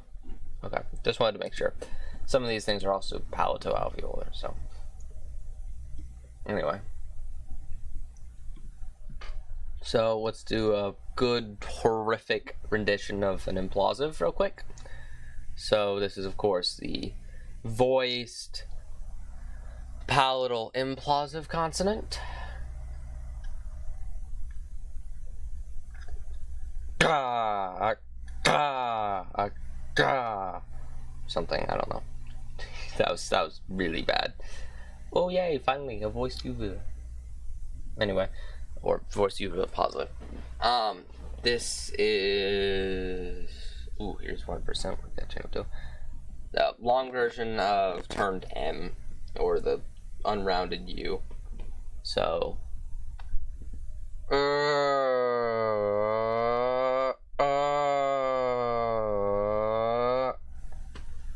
you go.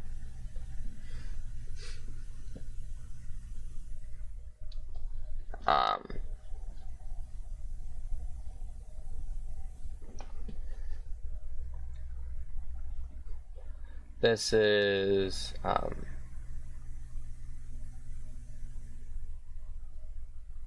I literally just said earlier, voiced uvular plosive consonant. Okay, so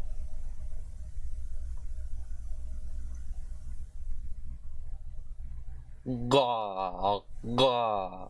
Wait. Ga, ga, ga, ga. There you go. That should be good. Actually, if you turn this, you get the pharyngeoplosive. Life hack. This is the voiced.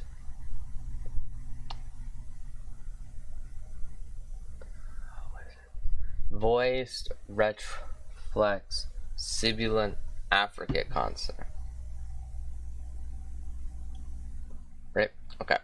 So, ja, a ja, a j. Nice and simple.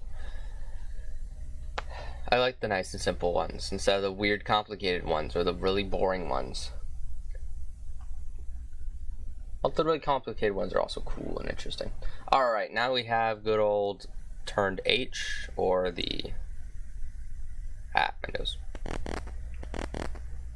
Picking out something in my nose on camera. Oh no, caught in 4K. Gonna ruin my whole career, I think, maybe. Did I have a career? Anyway. This is the voiced labial palatal approximant consonant, which is ra, ra, should be it. This is nasalized ash, or the nasal front near open unrounded vowel. So this is should be. Alright, next we have long F, or long voiceless labiodental fricative consonant, which is fa, fa, there you go. Ooh, we have a post alveolar coming up. Now we have the lenis, or weak voiceless retroflex plosive consonant. So da, something like that. Da. There's no real force behind it. Of course, this is the voiced post-alveolar nasal consonant. So na, na, an. There you go. This is the voiceless labialized alveolar. I think this might be one of the first labialized alveolar. I don't remember. Plosive consonant. So, twa, a twa, a. There you go. Finally, we're at 1%. This means 1% of all languages have this sound. Roughly 1%. It's less than, it's not quite, it's too far from 2% and not quite essentially none of the languages. So, but you're going to be on 1% for a while. So we're not getting to 0% yet. Anyway, so this is the voiceless dentalveolar sibilant fricative consonant. Tsa, a tsa, a ts. Nice. You got it done. Next we have the voiced dentalveolar sibilant fricative consonant, which is za, a za, a z, which is slightly different. Got a little bit of that dentally taste to it. A little insy teensy bits, but not quite dental and not quite alveolar. I don't know, I'm going crazy. Chair's making a lot of noises. Anyway, next up is a labialized labiodental, which I don't think we've had yet. Again, it's labialized labial, which makes it interesting, unique kind of. So this is the voiceless labialized labiodental fricative consonant, which is fwa, a fwa, a f. There you go. This is the long version of the kind of controversial central open vowel. So let's go ahead and do that. So that's ah, ah, ah, ah, ah, ah, ah, ah, ah. There we go. Alright, next one we have the fortis, or strong voiceless retroflex plosive consonant, which is ga, ga. There you go. There we go.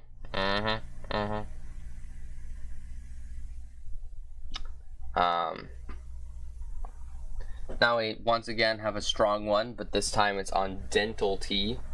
So it's the strong, fortis or strong, voiceless dental plosive consonant. So da da. There we go. Ooh, interesting one now. Interesting vowel. We have an advanced vowel, and it's an advanced open vowel actually. A being advanced is very unique and interesting. So normally what's ah. So this is pre-open, or something like. So this is pre-palatal, if you want to use it that way. So it's pre-open. And so it's the pre-open. Actually, no, start that. Yeah, no, it's not pre-open. I'm stupid. Pre-front, open, unrounded vowel. So that's ah and ah,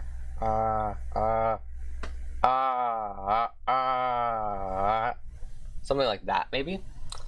I don't know. I've never heard it before, I don't think. I might have I don't know if I made a video on these weirder ones. I can't keep track of all my videos. I have over 200 at this point. Next, we have the long voiced alveolar plosive consonant. So, da, da. There you go. Next, we have the central close mid unrounded vowel. So it's like a schwa but slightly up, kind of.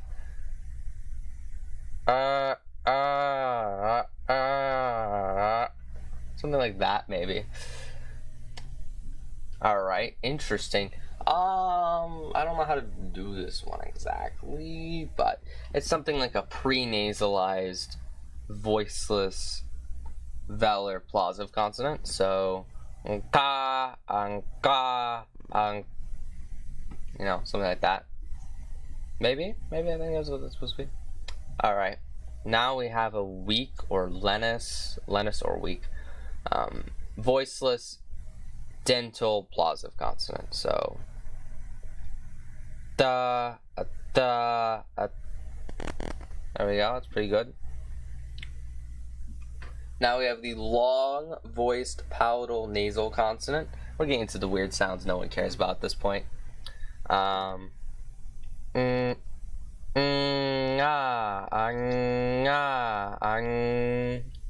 you go. We're almost to a sound that's kind of controversial on my channel.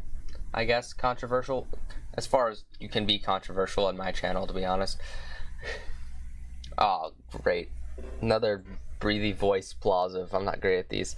We had B earlier, that was also breathy voice. So this is ga, g,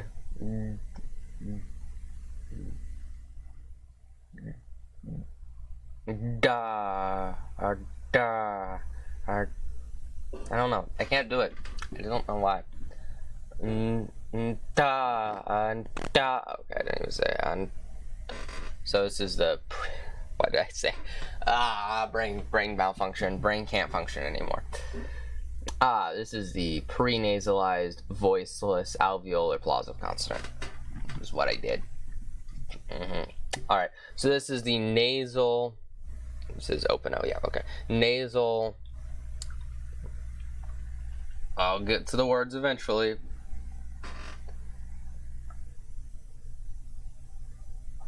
Back, open mid, on rounded vowel, not on rounded vowel. I'm going crazy. Oh, something like that, maybe. I don't know. Might be slightly off, but whatever. Now we have the long, voiceless palatoalveolar sibilant African consonant. So, cha, cha, ch. It's kind of like adding an extra esh at the end. A cluster with this and then an esh. You know what I'm saying? Now we're at the kind of controversial one, which is the when I did this. And it's mainly controversial because the symbol itself is kind of ambiguous at this point as to whether it describes the voiceless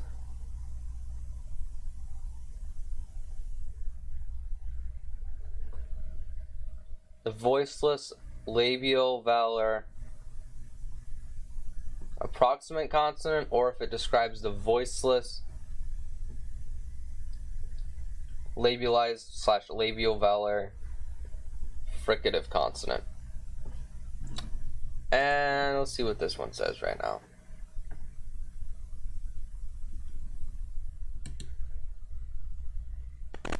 It says fricative.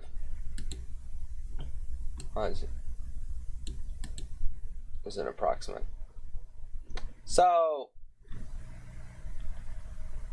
yeah. So this is where all the discrepancies come from, and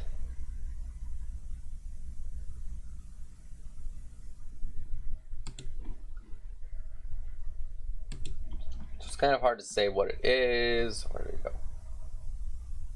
There's, so if it was, I'm gonna do it like approximate, because I think voiceless approximant is more interesting than I think it is as a fricative. Although I can do it as the fricative and as approximate. So if it was an approximant, then it would be like wha, but voiceless. So wha, wha, and if it was a fricative, it would be wha, wha, there you go. So they're very similar. So yeah, it's something like that. Roughly around those lines is what it is. All right. Next, we have the bilabial and labiodental voiceless bilabial to labiodental affricate consonant. So, pfa, up. I think this is in German, if I remember correctly, and some other languages, of course, but German language.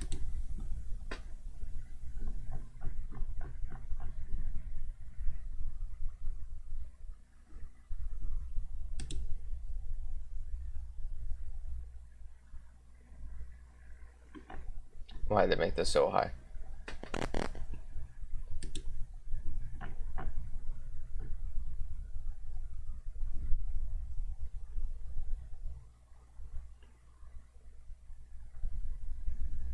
Let's go with Low German.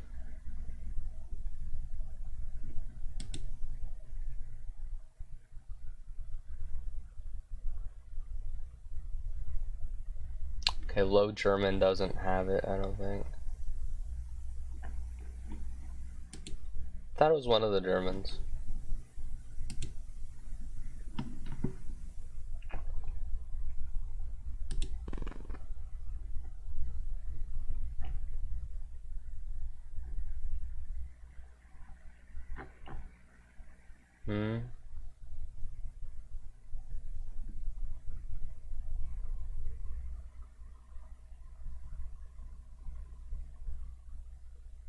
I don't know anymore. This isn't important.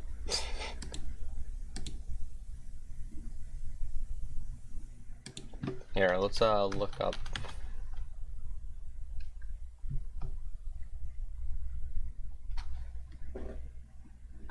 A German digraph.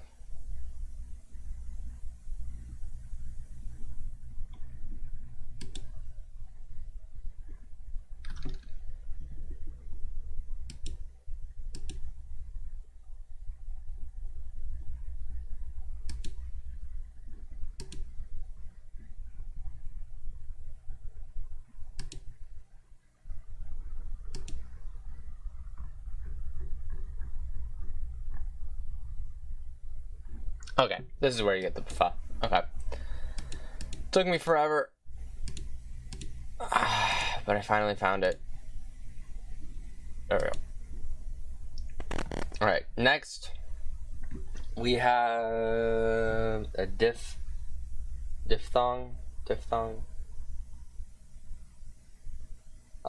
It is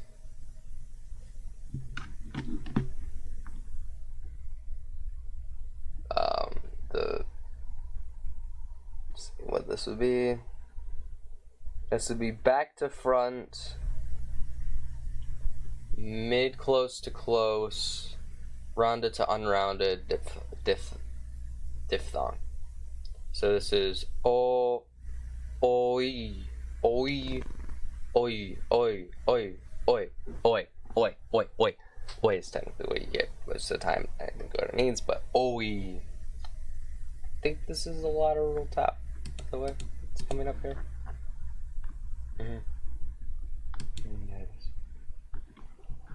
A hook at the top? No. I'm going crazy. Anyway, next is long eng, or the long voiced velar nasal consonant. So, there you go.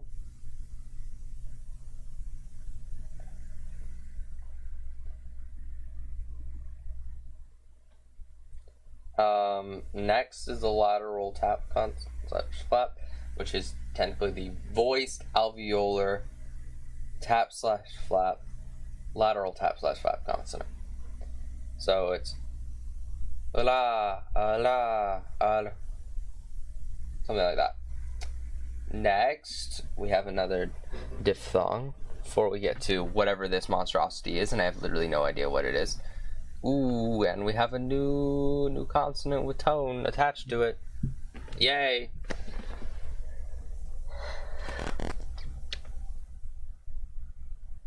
I think this is just breaking. Anyway,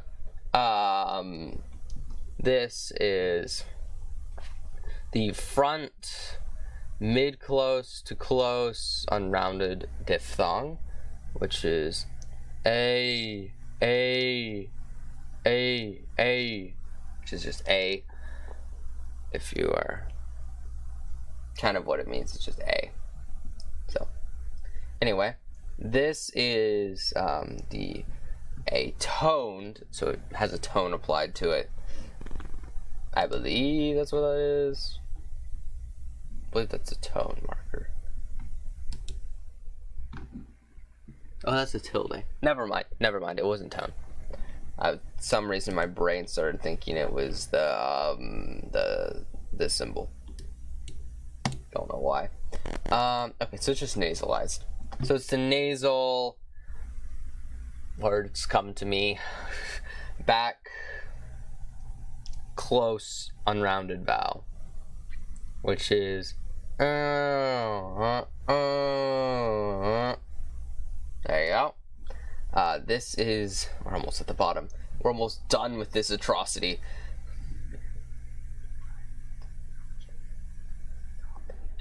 Anyway, this is the voiceless.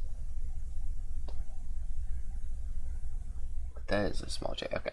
Voiceless, palatalized labiodental fricative consonant, which is there you go. This is the voiceless labialized alveolar sibilant fricative consonant.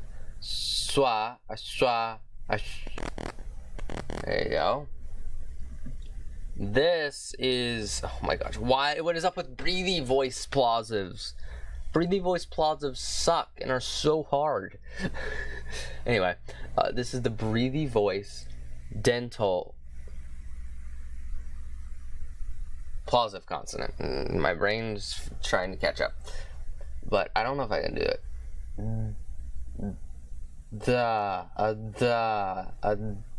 Something like that, maybe? I can't get that. I can't get the half voice, I can't get that breathy voice feel on a plosive. It's just too hard to distinguish the two in that case.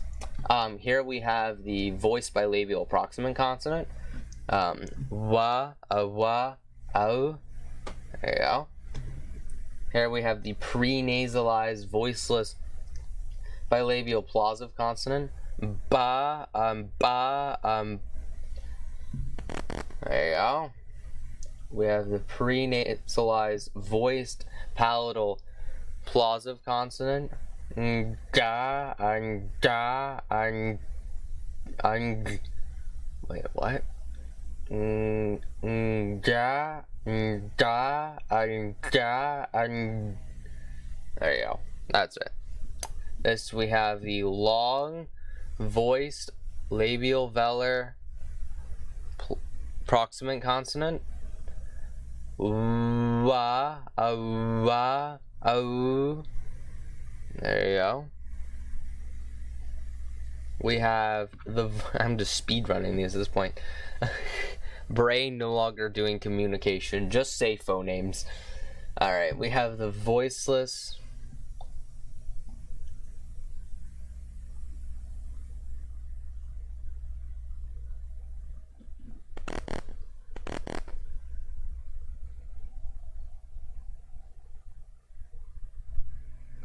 We have the voiceless alveolar trill consonant, which is ra, ra, there you go. We have the central, I believe, I forgot which side this was on. Okay, that's what I thought. This is, we got the central mid-close rounded vowel, which is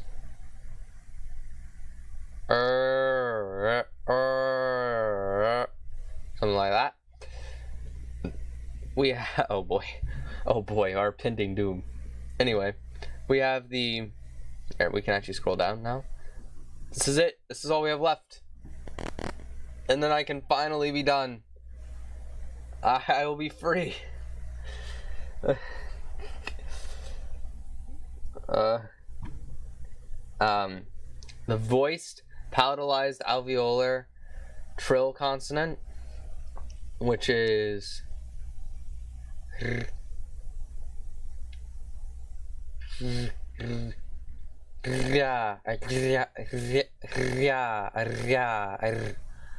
like that, maybe? I don't know, it's kind of hard. I have no idea what this is.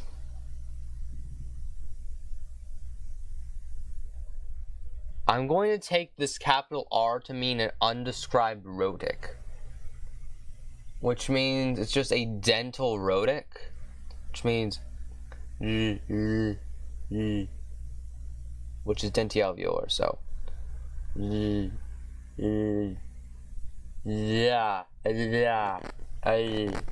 something like that, maybe, I don't know. Some form of dentialveolar rhotic, I think, is what it's supposed to be describing. Alright, this is a dental trill, so this is the voiced dental trill consonant.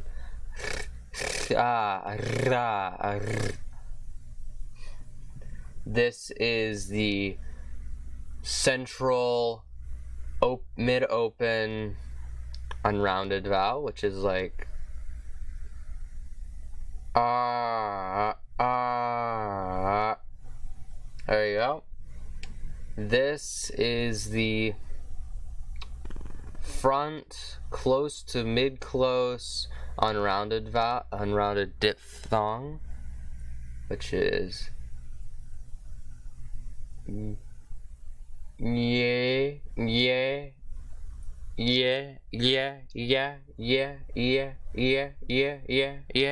something like that.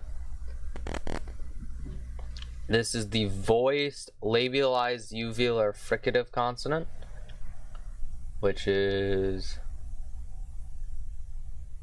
I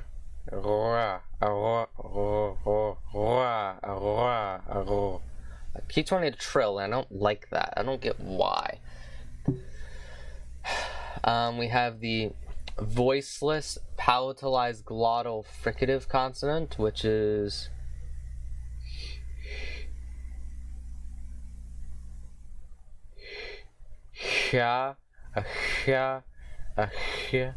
it's just essentially feels like so it's and this is it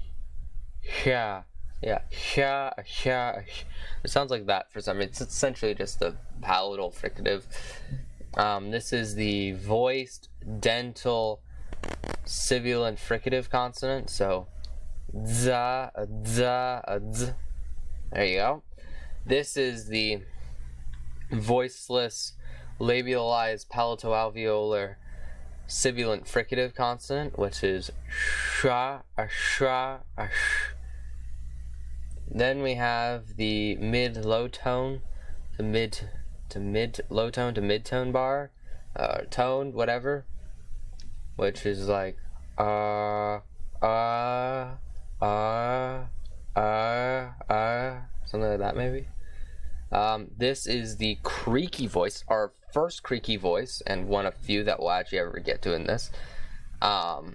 Creaky voice, palatal approximant consonant, which is like yeah, yeah,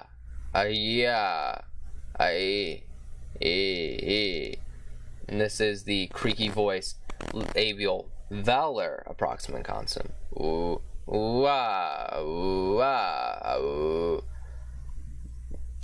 This is the long version of the OE literature, whatever. I forgot what vowel it was, to be honest. I think it's a voice version of so it's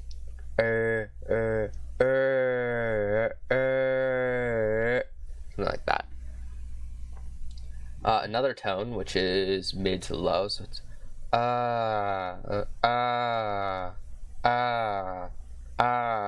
something like that's the tone.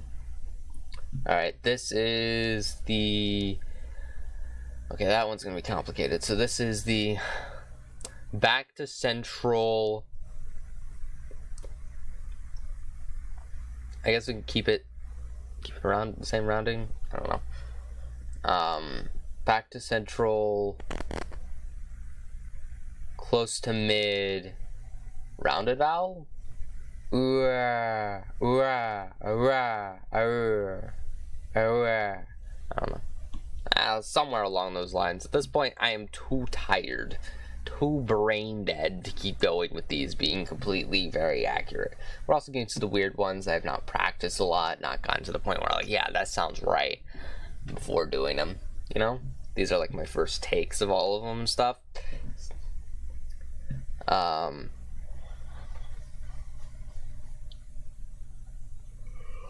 And this now is the front to back, close, unrounded to rounded vowel. So you, something like that. And that is it. 300 phonemes, all completed. I've said them all. And that, my friends, was only like a 10th, which is still a lot, of all the phonemes in phoible. Less than a 10th of all of them, which is crazy. I think it's more than 11th though. Somewhere between a 10th and 11th probably, of all the phonemes on phoible, which is a lot. And these are all the important ones. So you got all the important phonemes you could ever need, probably. And I probably messed a lot of them up. And that was a lot of work. I'm tired now. My voice is about to just collapse and give up. I don't want to speak anymore. So yeah, that was fun. Hope people enjoyed. Maybe. No one followed during the stream. One person followed before the stream. Yeah. O_O unknown. I think it's supposed to be like the confused face unknown. I think is what it's supposed to be. I don't know. I'm guessing. They followed before. You can see all the chat messages from earlier still here because I probably should fix that. But yeah, maybe more of you can follow in the future if you maybe are watching this after I went live. It was kind of short notice, I'll note. I mean, it's also a Thursday, so work maybe, which is fair, but I don't know, you could laugh at me as I made weird mistakes, as I slowly went brain dead. I don't know, send this to your friends, 4-hour stream of person making random noises. I will be putting this, a link to the archived, highlighted version of this on Twitch in the community page on my channel, so people there will maybe watch the archive version. I don't know what I'm going to be doing on this Twitch channel from here on out. I'm not going to just be doing stuff like this. I more do gaming here in general, or game dev, or some other things. It's more random content, more random streams. But, you know, I had to do something special for the fact that it got 300 subscribers, which is further than I ever expected. I mean, considering my other channels died after years of work, I never got anywhere with them. This channel getting anywhere is just wild. So, and I'm hoping I can maybe become an active Twitch streamer, maybe try to record stuff people like, maybe get some form of fan base. Yeah, maybe do a little leeching off from that channel. Maybe. But, I don't know. I hope you guys enjoyed. See ya.